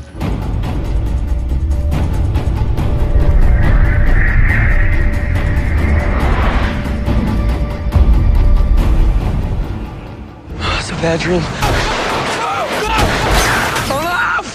ILM did 3/4, and Digital Domain did the last quarter. For us in the visual effects world, having giant robots to animate had a lot of really great potential, something to really look forward to. They assembled a great team up there. I heard we were the show that everyone wanted to be on because there were just tons of Transformer geeks. So it was like a mob session to get onto this show. I thought I was a huge fan, but some of the people I've met here since we got the project just, blow me away. You know, compared to some people out there, my collection is nothing. There's people who have 10 times what I have. I'd estimate I have about 600 or 700, I think. Working on this movie has been this great full circle experience for me, going from playing with the toys as a kid to getting to be a part of the movie version. Once we're awarded the job, we start developing what the robots really will look like. What are all the pieces going to look like? And we start having modelers here at our place start modeling those things because it takes a good 4, 5, 6 months to build one robot. Michael wanted a level of realism that required us to go much, much, much further with the complexity of the robots. For instance, I've got a little transformer that's on my desk. He has 51 pieces in him. Our Optimus in the movie has 10,108 parts. that all have to be handmade. It's in the computer, but it gives you some idea of the level of complexity. They take photographs of real automotive parts and they kind of scale things in. All the Decepticons and Autobots together were about 60,000 pieces that all had to move. If a frame has 3 robots in it, it takes 38 hours to render 1 frame of film.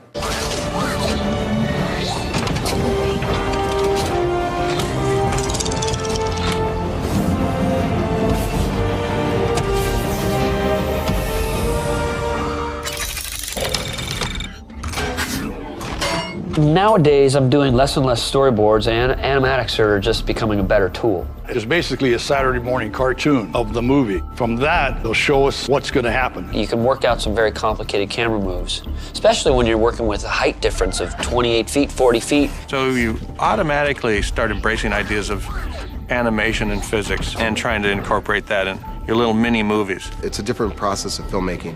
This is the first film with Michael Bay that I've actually worked on where the animatics carry as much weight as the script. Watch out! Michael is a genius at making these movies, and he knows when it's going to be live and he knows when it's going to be visual effects. He likes to split it up where it's partially visual and a lot of live action. Action!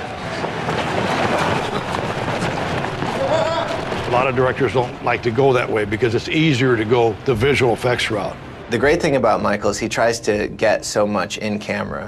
5, 4, 3. Because what we like to do is take our visual effects and really supplement what's possible to film. But the more real stuff that he has in each shot, the more believable it's going to be. And ready in 3, 2, 1, jump. The big challenge with Transformers is that we were working a lot with robots that weren't really there. The robots got 15-foot-long feet, you know, and 8 feet wide. So you have these huge things that you have to tell the camera people about, tell the set people about. You can't have it that close. He's filling this whole volume. You know, you try telling that to the guys when they arrive on set, and it's like, what? At first, everybody kind of in shock. What? He's that big?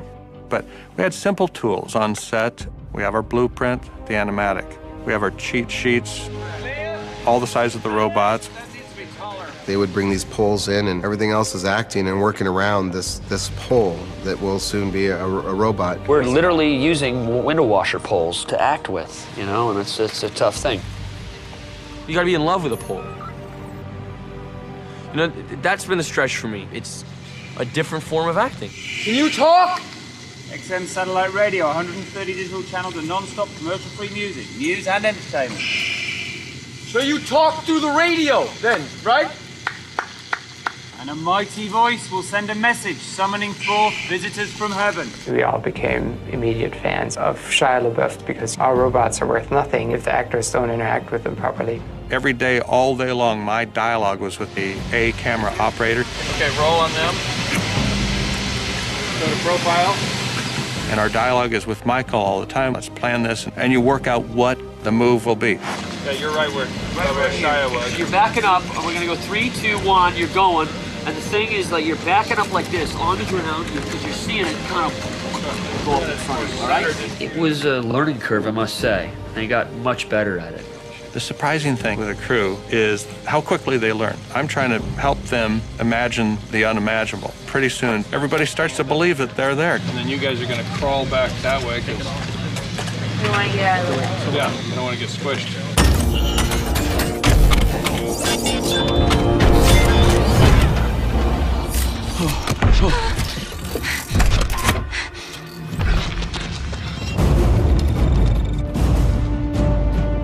Michael was very insistent about the robots being energetic and being able to do all these acrobatic stunts.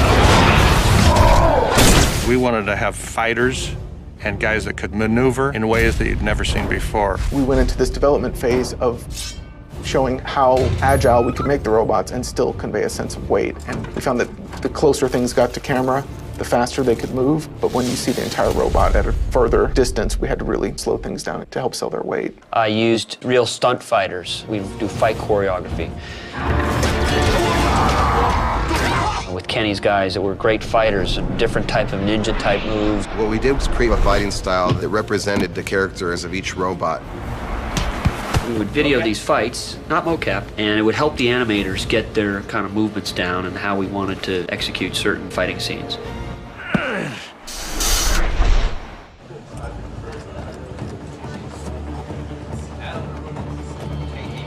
More than anyone, the animators are so involved in bringing these characters to life. And the nice thing is, Michael is open to feedback. I'd give him a lot of freedom.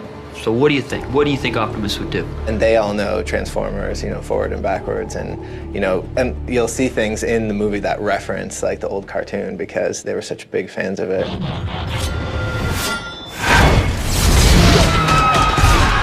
Come on, Decepticon, punk! We've learned Earth's languages through the World Wide Web. We had to get into Michael's head about who these characters were. Believe it or not, it's very hard to animate any type of emotion from a robot if you don't have things that move. Michael stressed to us how important it was to get the performance to read in the eyes. The majority of the performance is sold in the eyes. The more we added, it just made it more real and felt like there's a soul in there. My name is Optimus Prime. We are autonomous robotic organisms from the planet Cybertron.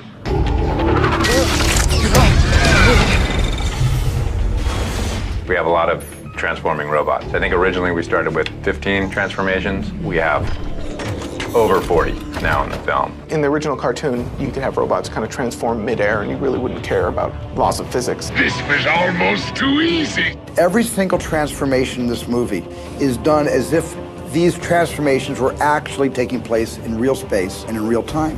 There's not too many people in the world that could have figured this out. It takes a real genius to be able to disassemble these things and put them back together in a different shape. Yeah, we didn't want to have metal actually change shape. We wanted to find a place for it on the vehicle and find a place for it that corresponded with the robot. We would really play to camera, like have all the important pieces show up, move, rotate, and go back, while we were shuffling a bunch of cards behind the scenes. In the Optimus transformation, this is the camera move, and what we would do on set is we would put a pole representing Optimus's height, and that's what we start with. The next thing we do is we match the camera move on the computer. So this is what Optimus would look like if he were just standing in the shot on the ground. So this is the transformation take. So it's all happening right in front of camera, in front of the audience's eyes. And you can see the detail. We go to the final rendered take. There's cast car parts, there's engine pieces, there's gears, there's the headlights, the trailer hitch, its tires. They could do whatever they wanted to each individual part.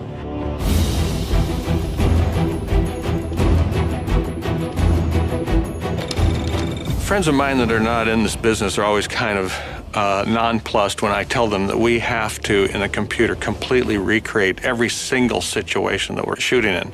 What that means is our match mover, he's got to be able to come back here and completely reconstruct that in the computer because the computer doesn't know where anything is. We have spatial marks out on this area, and then Duncan, of course, measures each one later on. We know exactly where these spots were because we have to rebuild it wherever he makes contact with either the ground or the object around it. So when you see these guys stand on things and sit on things and bang against things, even the buildings that are, 10 stories tall all have to be mapped and measured on set. There's a lot involved in making these vehicles and robots look real. We would go out and take pictures of the tire tread. The treads on our Optimus are the same as the treads on the real truck, and the detail down to the smallest bolt or the engine block, all that stuff, we were very meticulous. You want to see a car driving down the road and see it transform and watch it and say, well, those are real car parts. And to me, that's always the most fun and most challenging thing is, can we make this stuff look real? We did huge packages of like texture reference and abrasion reference for even the robots internally, because we didn't want them to be so squeaky clean that they were uninteresting. So on his hand, the surface was perfectly smooth, and then we add in these scratches and nicks and dings. The hardest part about this film is we don't have real robots, we have real cars, and the real cars, they're buffing. You look at a real car that's just been washed and polished and shined up, and it almost looks like a CG car. So the hard part was trying to find a balance of dirt and aging to add to the robots that didn't make it look implausible that they could have come from this very clean car. So all the car paints have multiple layers. They have a colorful layer, which is right here. You see yellow reflections in here, but there's also a clear coat on top of it, which is supposed to protect it, but it also gives you a really white reflection. So you always see a colorful reflection next to a white reflection.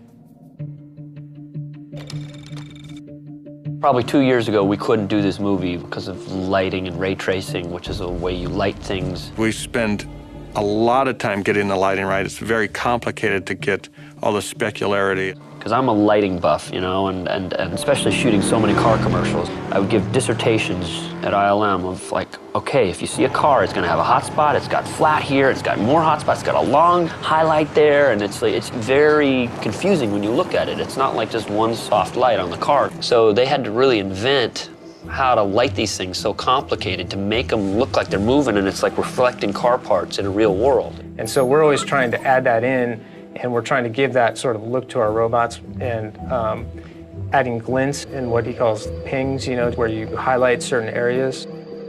These tiny little lights that are being reflected in the surfaces is what he's after.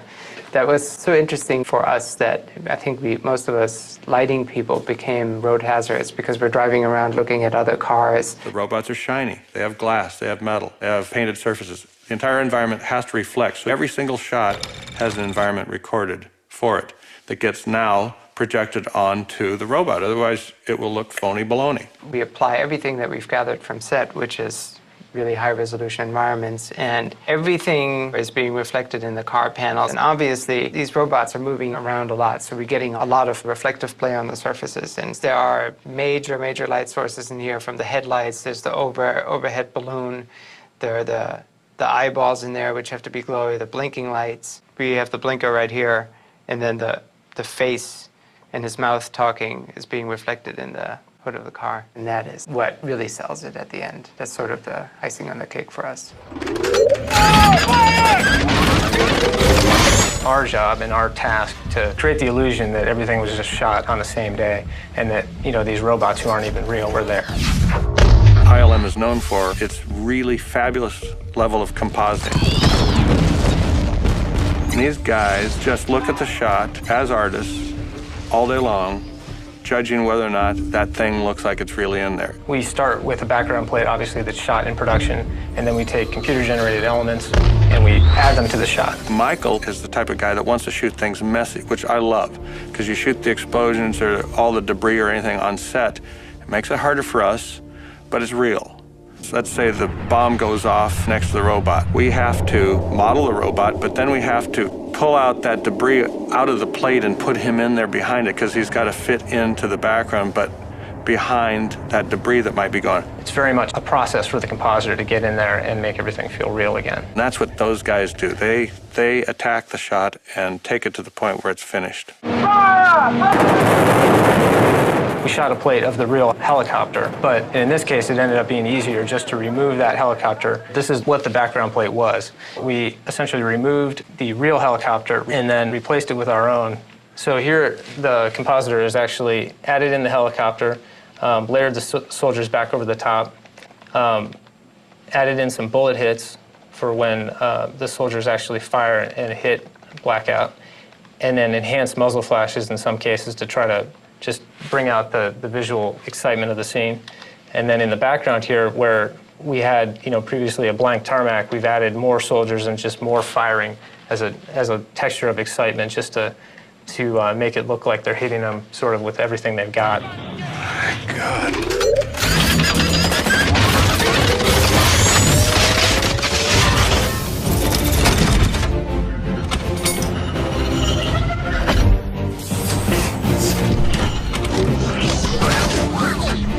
Everyone is just amazed at what they've done with the robots in terms of just how real it looks, how complicated it is. When you finally achieve a look where it really looks real, that's it. That's the biggest excitement of the day. There are definitely days when we go in and we review the shots and one comes up and you just say, whoa, you know, that's incredible. Like, it looks like a real transformer. That takes a high degree of artistry and technical support to make these things look that way.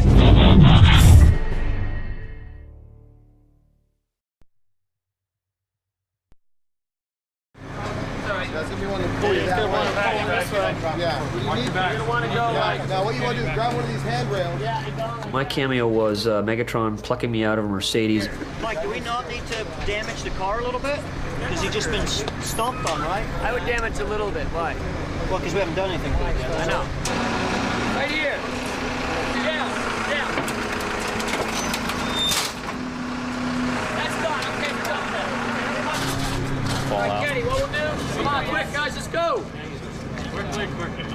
Michael Bay will be in the driver's seat and there's stun people around him, and they'll be bailing out of the doors as the car's spinning around. Hey, here we go. String them up, baby, string them up. Okay, gun up in the air. Picture. Okay, stand by, please. Is that good? Is that good for camera? Ready, and action! And 5, 4, 3, 2, 1, shut up!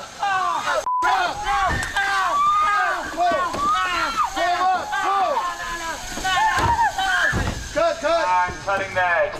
Coming down right here. Oh! Hey, where you going, Michael? Whoa! Hey, where you going? Come over here. Hey, just drop. Trust me, drop. No, I don't want to drop. No! Trust me. It's gonna drop sometime. Good job. This is the best day on set so far, period. That's it. Nothing else to say. This is complete vengeance. I'm in a complete vengeance mode. I'm not jumping. All right, what else are the other angles? That really worked well. Yeah. Do you want one more angle? One more. 5, 4, 3, 2, 1, shut up!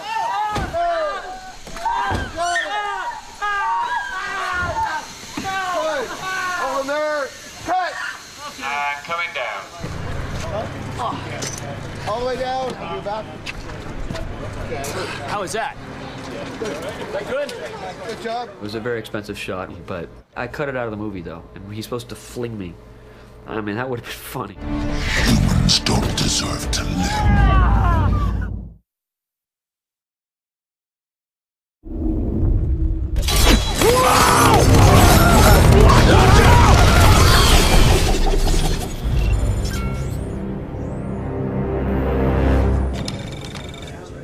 There's this Decepticon called Scorponok that's tracking them, and he's tracking them under the sand. It's Jaws, but it's in the desert. And we were actually looking through one of the books of all the characters, and we kind of went to, hey, there's a scorpion in the desert. And Scorponok is perfect too because he's also sort of different than the other Decepticons. He doesn't particularly turn into a vehicle or whatever. His form is very much about the environment. The Scorpion is great for the desert, and it's sort of a good, shout out to the fans of like Beast Wars, and some of the incarnations of Transformers are a little bit more animal-based than vehicle-based. In pre-production, they built all these animatics, so they know anything that has a lot of action-y stuff, or there's Transformers coming through, or you're being chased by one, or whatever it is. They have these animatics built, the computerized sort of animation of the scene before they even shoot it. Scorponok was one of the ones that we, in the department, animated completely in 3D. I wanted to have the notion of these components from the Sea Stallion helicopter, which is basically what he is birthed from. So he has these kind of Sea Stallion helicopter components to him, and the turbines for his hands, and I wanted to see how these things could turn and how that he could dig in and then shoot the sand out the exhaust. All those things we developed in the department because we thought it was just a bitchin' looking scorpion.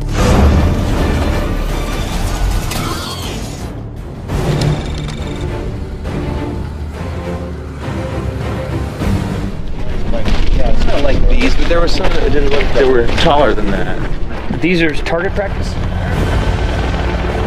Right now we're at Holloman Air Force Base in Alamogordo, New Mexico. It's actually a very active military base because they do a lot of support work for the war effort in Iraq right now.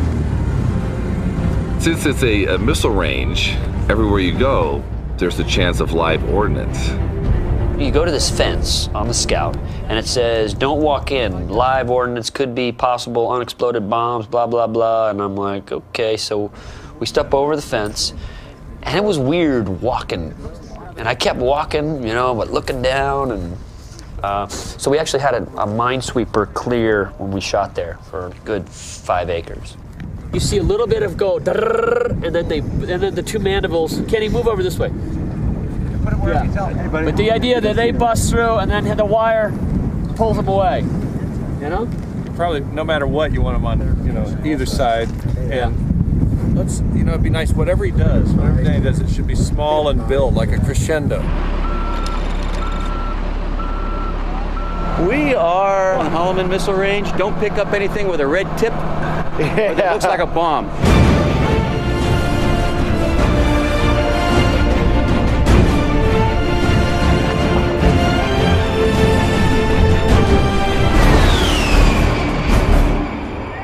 I'm gonna light this town up, baby.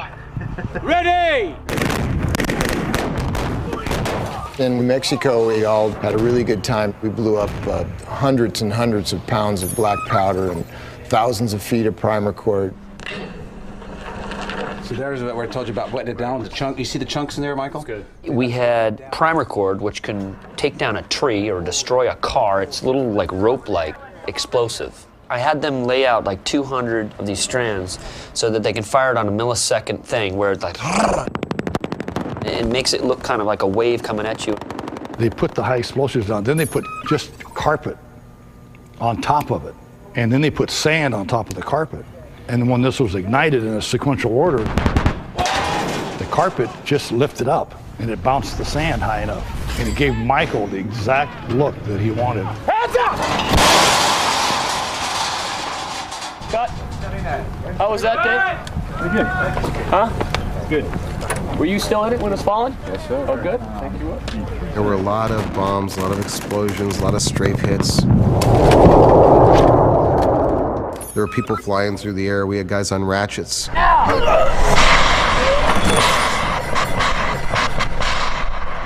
So what happens in this shot, besides me squinting like crazy, is Scorponok is running through the ground.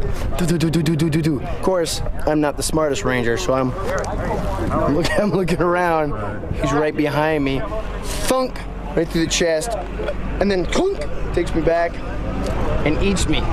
Apparently Decepticons eat children. Ta-da! The idea is we're trying to time the sand so the burst out happens with Scorponok. We're imagining where his entrance point would be in the sand. At some point we might change our actor into a CG replicant of this guy to be able to manipulate him.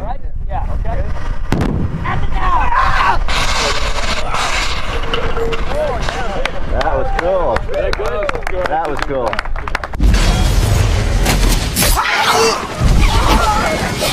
All right, let's go to the tail, please.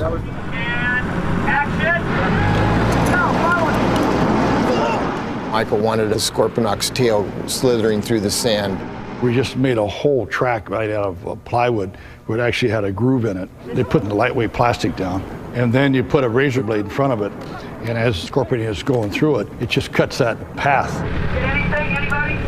Something, little piece. All right, guys, I'm going to show you an animatic what we're doing. It's a pretty cool shot. It's a trailer shot we're doing right now. Watch this. It's the one where he jumps out. So I need you running.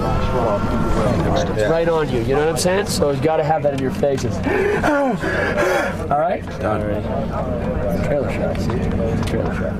Which camera am I running towards, Mike? You're running towards that umbrella, guys. That umbrella is where we're running, all right? But the actors, they had to run, and I'm like, Tyrese, don't trip, because that's a real explosive. If it goes off, you better run. All right, y'all. This is it, Jack. The trailer. Full throttle. I mean, this is more heroic. You know? Action! That fear on their face was them being real. And I said, just remember to, at one point, look back and look up.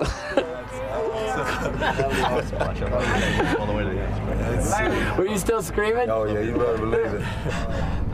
That was great. I think I broke my back.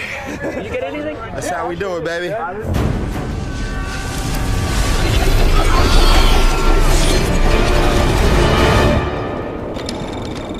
In each of the shots that we set up, we have to have a representative size for Scorponok.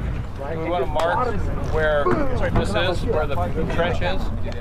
This is an island sphere. Gives us a lighting reference for every environment that we're in. It helps the artist back at ILM to correctly place all the reference lights and shadows and kind of match everything and make it look like it sits back in the plate. 3, 2, 1, action. You can see in the plate We had a really good elements to start with in this case. And anybody that works in CG knows that sand is one of those things that you just, the minute you hear that, you start to think, oh, you know, the particle work that's involved with sand can really drag out. You can see in this plate right here, as these primer cord elements go off, we get this nice plume of sand here. And what we've done is taken that same thing, left it in the plate, and added our robot inside there and sort of buried him in depth. And then as he comes forward, we reveal more and more of him.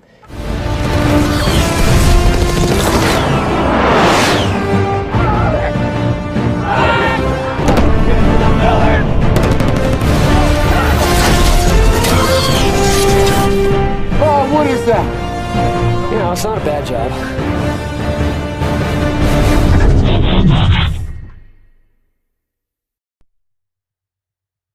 The Third Kind, Richard Dreyfuss' story is clearly the centerpiece, as Shia LaBeouf's story is the centerpiece of our movie.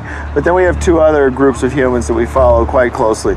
I kept putting in things of different action stuff that I saw, and what we do is that we sit down, we bat it around, and they see what I'm really liking and not liking. Once he got into the rhythm of it, he started imagining these incredible sequences. And a lot of what we ended up doing action-wise was very collaborative.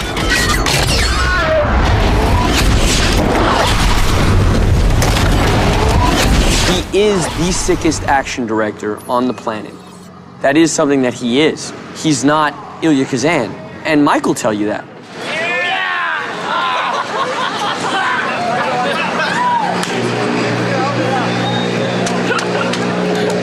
Ah, that's funny. Robots, there's a missile coming right down that street down there. Gonna hit that truck right there. The robots are holding it up. Roll arms! Speed! Ready? Ready? And 4, 3, 2, 1, go!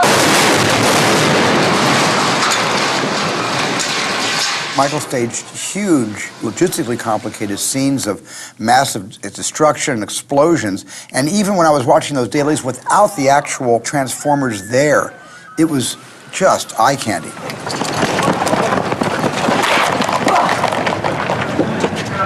In this movie, Michael is the star, and Michael is so much fun. We line everything up with a football. Ready and hike! And 3, 2, 1, bam! Does that work? Thanks for very much. You got the timing? That's perfect.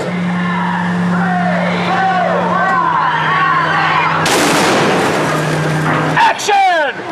I think bayham's a good word for working with Michael. I mean, we have to be prepared to go in any direction. Get the armor. Okay, go. Cut! Might show up and he might say, today I want to flip a car. You have to be 3 steps ahead of Michael.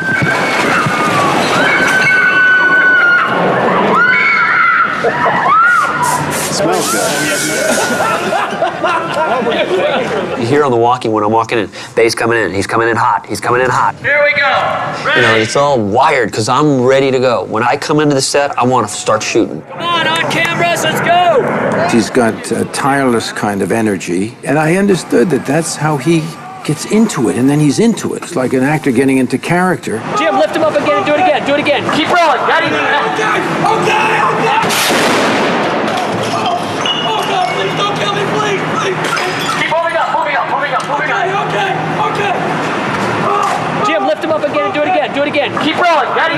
Mike needs people who can accommodate his needs, and you need to be able to adapt. You can't be the guy who's got the script notes and the ledger, and no, I can't do that because in the next scene, you can't be that guy. Mike will eat you alive. This ain't gonna. It ain't gonna. Trust me, I saw it. I'd stand under it. Trust me, I said. Ready? 3, 2, 1, action!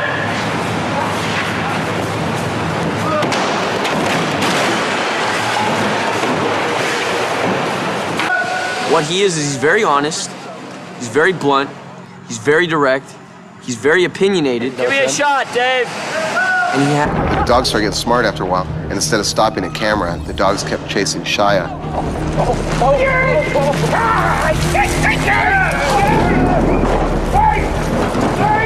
Okay, chase him, don't chase him. Fortunately, Shia ran past me about 30 miles an hour, and I was able to grab the long chain that was attached to the dog. Thank God Shia's a fast runner, all right? Because that thing wasn't stopping. It was going to clamp down on that poor kid's ankle, I'm telling you. That would have been the end of me in this film. It would have been the first day.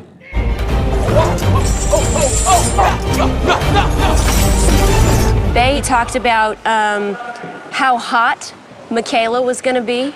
We talked about finding literally the most gorgeous 18-year-old there is out there, which I think we did. I think we did. I think we did. Now and action. Oh God, if Trent could just see me right now. Yeah. Wait, what? You just say if Trent could see me right now? Yeah, if Trent could see me right now. This is crazy. We interviewed a lot of different young women for this, and Megan, I don't know, I just liked her look. I liked that no one really knew about her. I think Shia helped her out. I think that energy between them, I think it kind of works. Hope I didn't get you stranded or anything like that. That's fine. So, I was wondering if I could ride you home. I mean, listen, I was headed this way, figured, I'd ask you if you wanted to ride or not. I'm just putting it out there. Yeah, don't say it's fine, just kind of a nod. The only thing Mike asked me when I was reading with him and auditioning, he just asked me if I could run. He's like, can you run? I was like, well, yeah, I think so. And the other thing he asked me, he goes, do you have a nice stomach? And I said, well, in my opinion, yes, I do. So I figured I'm going to be running, hopefully not naked, but I'll be running in a belly shirt, maybe. Megan did good with all the running and jumping and cars skidding and everything else going on. I think Megan really hung in there. Drop. Just from filming, I've put on like almost 10 pounds of muscle. Hey guys, give me a 30 pad right here. 30 pad coming in.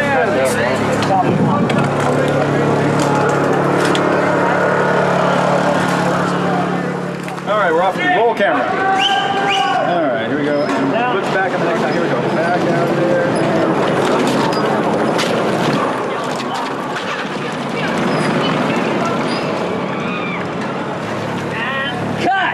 That's good. That's good. Let's go to lunch. My wife on? Yes, Captain. We needed a leading man. Yeah. We needed a leading man. There were lots of great actors out there, but leading man is very different from just a good actor, and Josh encompasses that. I'm thinking I might win an Academy Award for this role. No, I don't want a premium package! Come on! Come on! Fall back! Best screaming in a movie. Lennox! Oh, water, thank you. Give me chocolate. You got chocolate? Say, give me chocolate. You got chocolate? You got chocolate? I liked him as a person because he was like very American, kind of no BS, just kind of just a nice guy. Colonel Moore offered me the opportunity to go up in a T-38 today. A lot of these military guys were very much like Josh, so I thought it worked really well. Yeah, I'm with the top dog. You'll be fine. I had to go through about 4 or 5 hours of training, and they basically tell you, okay, this is what's going to happen if you have to eject from the seats. I had to change shorts after I left training. I get to fly in a T-38 today. Not too snug, but not too loose. Pull them tight. And that snap rolls from bottom to top. Take a breath and hold it, please. And that's how it sits. I am happy if I get a chance to show what we in the Air Force can do and what great airmen we have.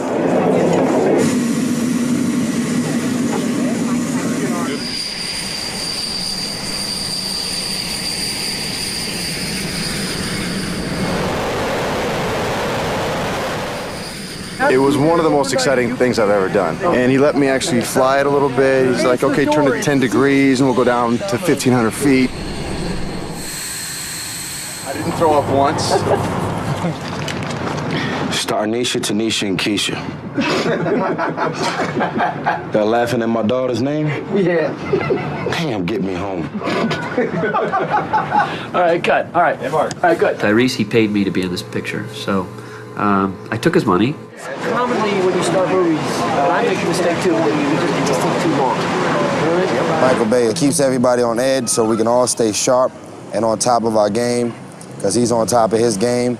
And, if you don't step up, you get left by the wayside. Ready? Action! Hello, do you hear me? You hear me now? Hello, hello.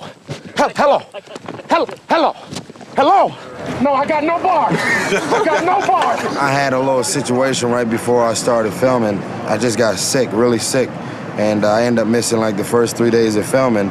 So to get back on the set after all of the warnings and precautions my doctor hit me with, and to be in Alamogordo was just crazy. 120-some degrees, white sand bouncing, the sun, bam, can't even look at the sand because it was so bright. Just hot for no damn reason at all.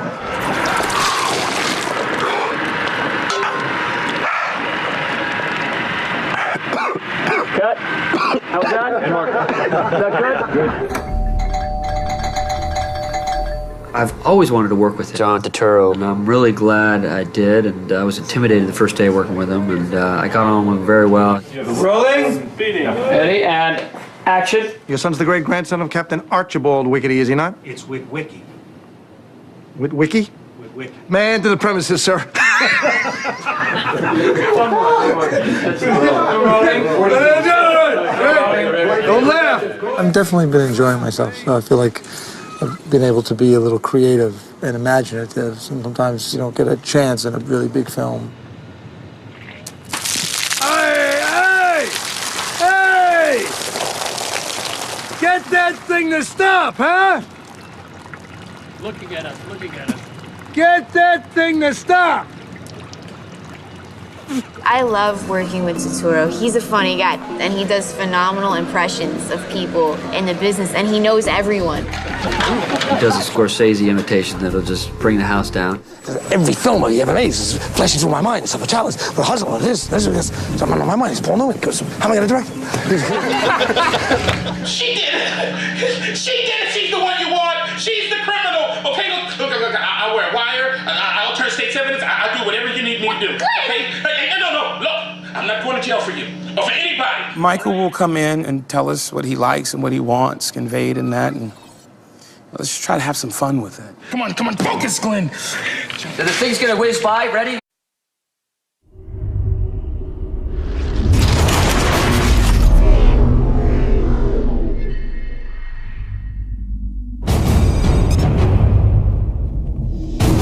I think everybody likes the idea of taking something that you're familiar with and turning it into something that you're not as familiar with, like a 18-wheeler semi into Optimus Prime. And so that was the beginning.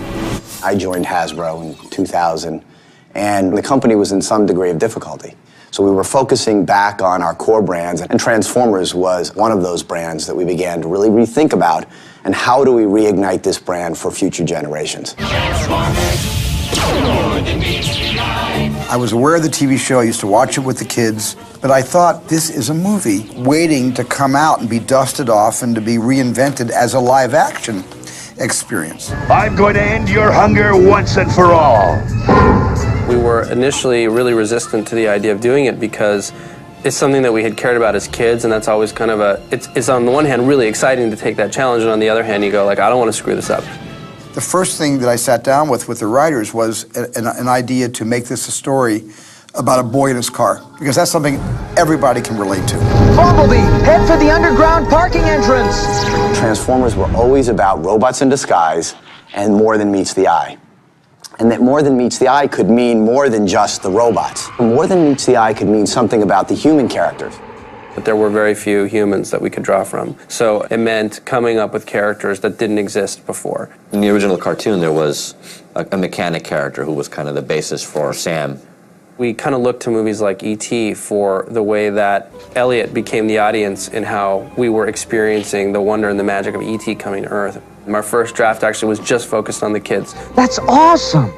Steven Spielberg called me right when I was finishing The Island, and he said, I'd like to do Transformers, and I'm like, okay, all right, I'll think about it. Hung up. I'm not doing that movie. That's what I said to myself. I'm not doing a toy movie. I thought about it, and I went to Hasbro in Rhode Island, and they put me through Transformers school. This is the classic G1 Optimus Prime, very much like it was made in the 80s. He had a very simple transformation. Very easy to get from vehicle to robot. We did the full pitch. Robots are not all equal. They're alive, they're sentient men, they have feelings, they have allegiances, there's backstory, there's a conflict. you know, that they are fleshed out characters and that we've had so many eras and there's so much potential that they could pull from to make whatever kind of movie they wanted to make. Something in Transformers just struck me when I was sitting there. I said to myself, if you can make this really real and edgy, and I saw a couple images that were towards the direction that they would like to take this, and I'm like, that's really interesting. So I think right then and there I was kind of sold on trying to make this idea work. Michael Bay was born to direct Transformers. He was the perfect fit for this concept. I hired a team, probably about 25 artists, different people from different kind of expertise, and we were starting to design robots. There was apparently a script. I hear it was way too kiddie. No one wanted me to read it because they thought I would quit right then and there. Michael has incredible instincts about what will please an audience. And so as we were developing the script, we would run ideas by him and we'd say, what do you think about this? I knew I wanted to make it very credible and serious, and I told these guys I wanted to broaden it out and make it so that it had a little more global impact. Much like Close Encounters, has an amazing visual sense of film. Yeah! He likes to use the megaphone once in a while. Ready and rolling cameras! 3, 2, 1! Stay there, behind the pillar. No, you're going wrong way. The other way, other way. God, he doesn't pay attention to what we're shooting. The thing about it is it's never personal. Oh. What are you gonna do now? What are you gonna do? Throw him in? Yeah, buddy. Really? Here, Randy. What? Worked with a crew, many of the same people for 10, 15 years. And so they know my style, they know my pace. Hey, Mike! Where we get it? Michael!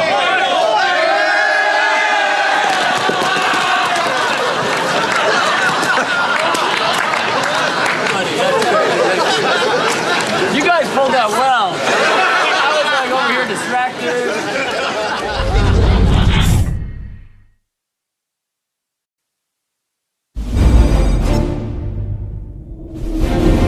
There's a lot of success attached to what Michael does, and there's a lot of careers that have prospered by being part of the films with him. So he attracts a lot of actors. How do you know you're getting a good shot? Great. I've been doing this for a long time. My producer, Ian Bryce, said to me, you should get this kid Shia. And I said, I thought he was older. So he came in and he actually looked like a 16-year-old. Now tell me what happened. No, you said you'd pick me up, no questions asked. I know, that was a deal. Pop, remember how Great Grams pretty much flew over the cuckoo's nest? Uh-huh. Think it could have been passed on to me like a mutant with wiki gene? First I was like, wow, they're making a Transformers movie. It's insane, you know? They're gonna mess that up completely. They're gonna screw that up so bad. But when I first sat down with Mike, it was never the discussion of, let's talk about the robots. The first thing he wanted to talk about was, how do we make this real? How do we make these characters come across as honest? Gentlemen, Bobby Bolivia, like the country, except without the Hershey squirts. How can I help you? My son here is looking to buy his first car. What I like about Shia is he's the everyday dude, but he's great at improv, and he's got a great comic wit. Nice, right? It fits me. Shia is one of the funniest people, just naturally. It's hard to get through scenes with him sometimes, though, because he's so good at improv, and he gets, like, funnier and funnier as he goes. I just didn't recognize you. Yeah, well, I mean, that's understandable. You know, I just got back from fat camp. I lost like 80 pounds. Oh, So- well, you know what? That's good for you. Yeah. That's good for you. Yeah, I learned a lot, and, you know, Makes I you a just... stronger person. Yeah, physically and mentally. Yeah. Did And you make so- friends? But yeah, I mean, some of them died because, you know, diabetes is really chronic there. But, I mean, like, there's 3 or 4 that I kept in contact with, and they're really good people, you know. Because fat people aren't bad people, and that's one of the main things they teach you there. It's hard for me to try to not laugh because I get in trouble because we won't ever make it through a scene. I just put that light in. Most importantly, I think he can keep up with Bay. Bay is constantly evolving the characters, is constantly throwing something different at you. My first scene, actually, was with the dogs. It was like, welcome to Michael Bay's set. Release the hounds. You need to stay hidden until I tell you, okay? Yes. But the trainer's worried about your ass. But we are insured at DreamWorks, the Paramount. You know, it's your first day. Hey, welcome. And the whole crew's like, hey, nice to meet you, and action, and you're running.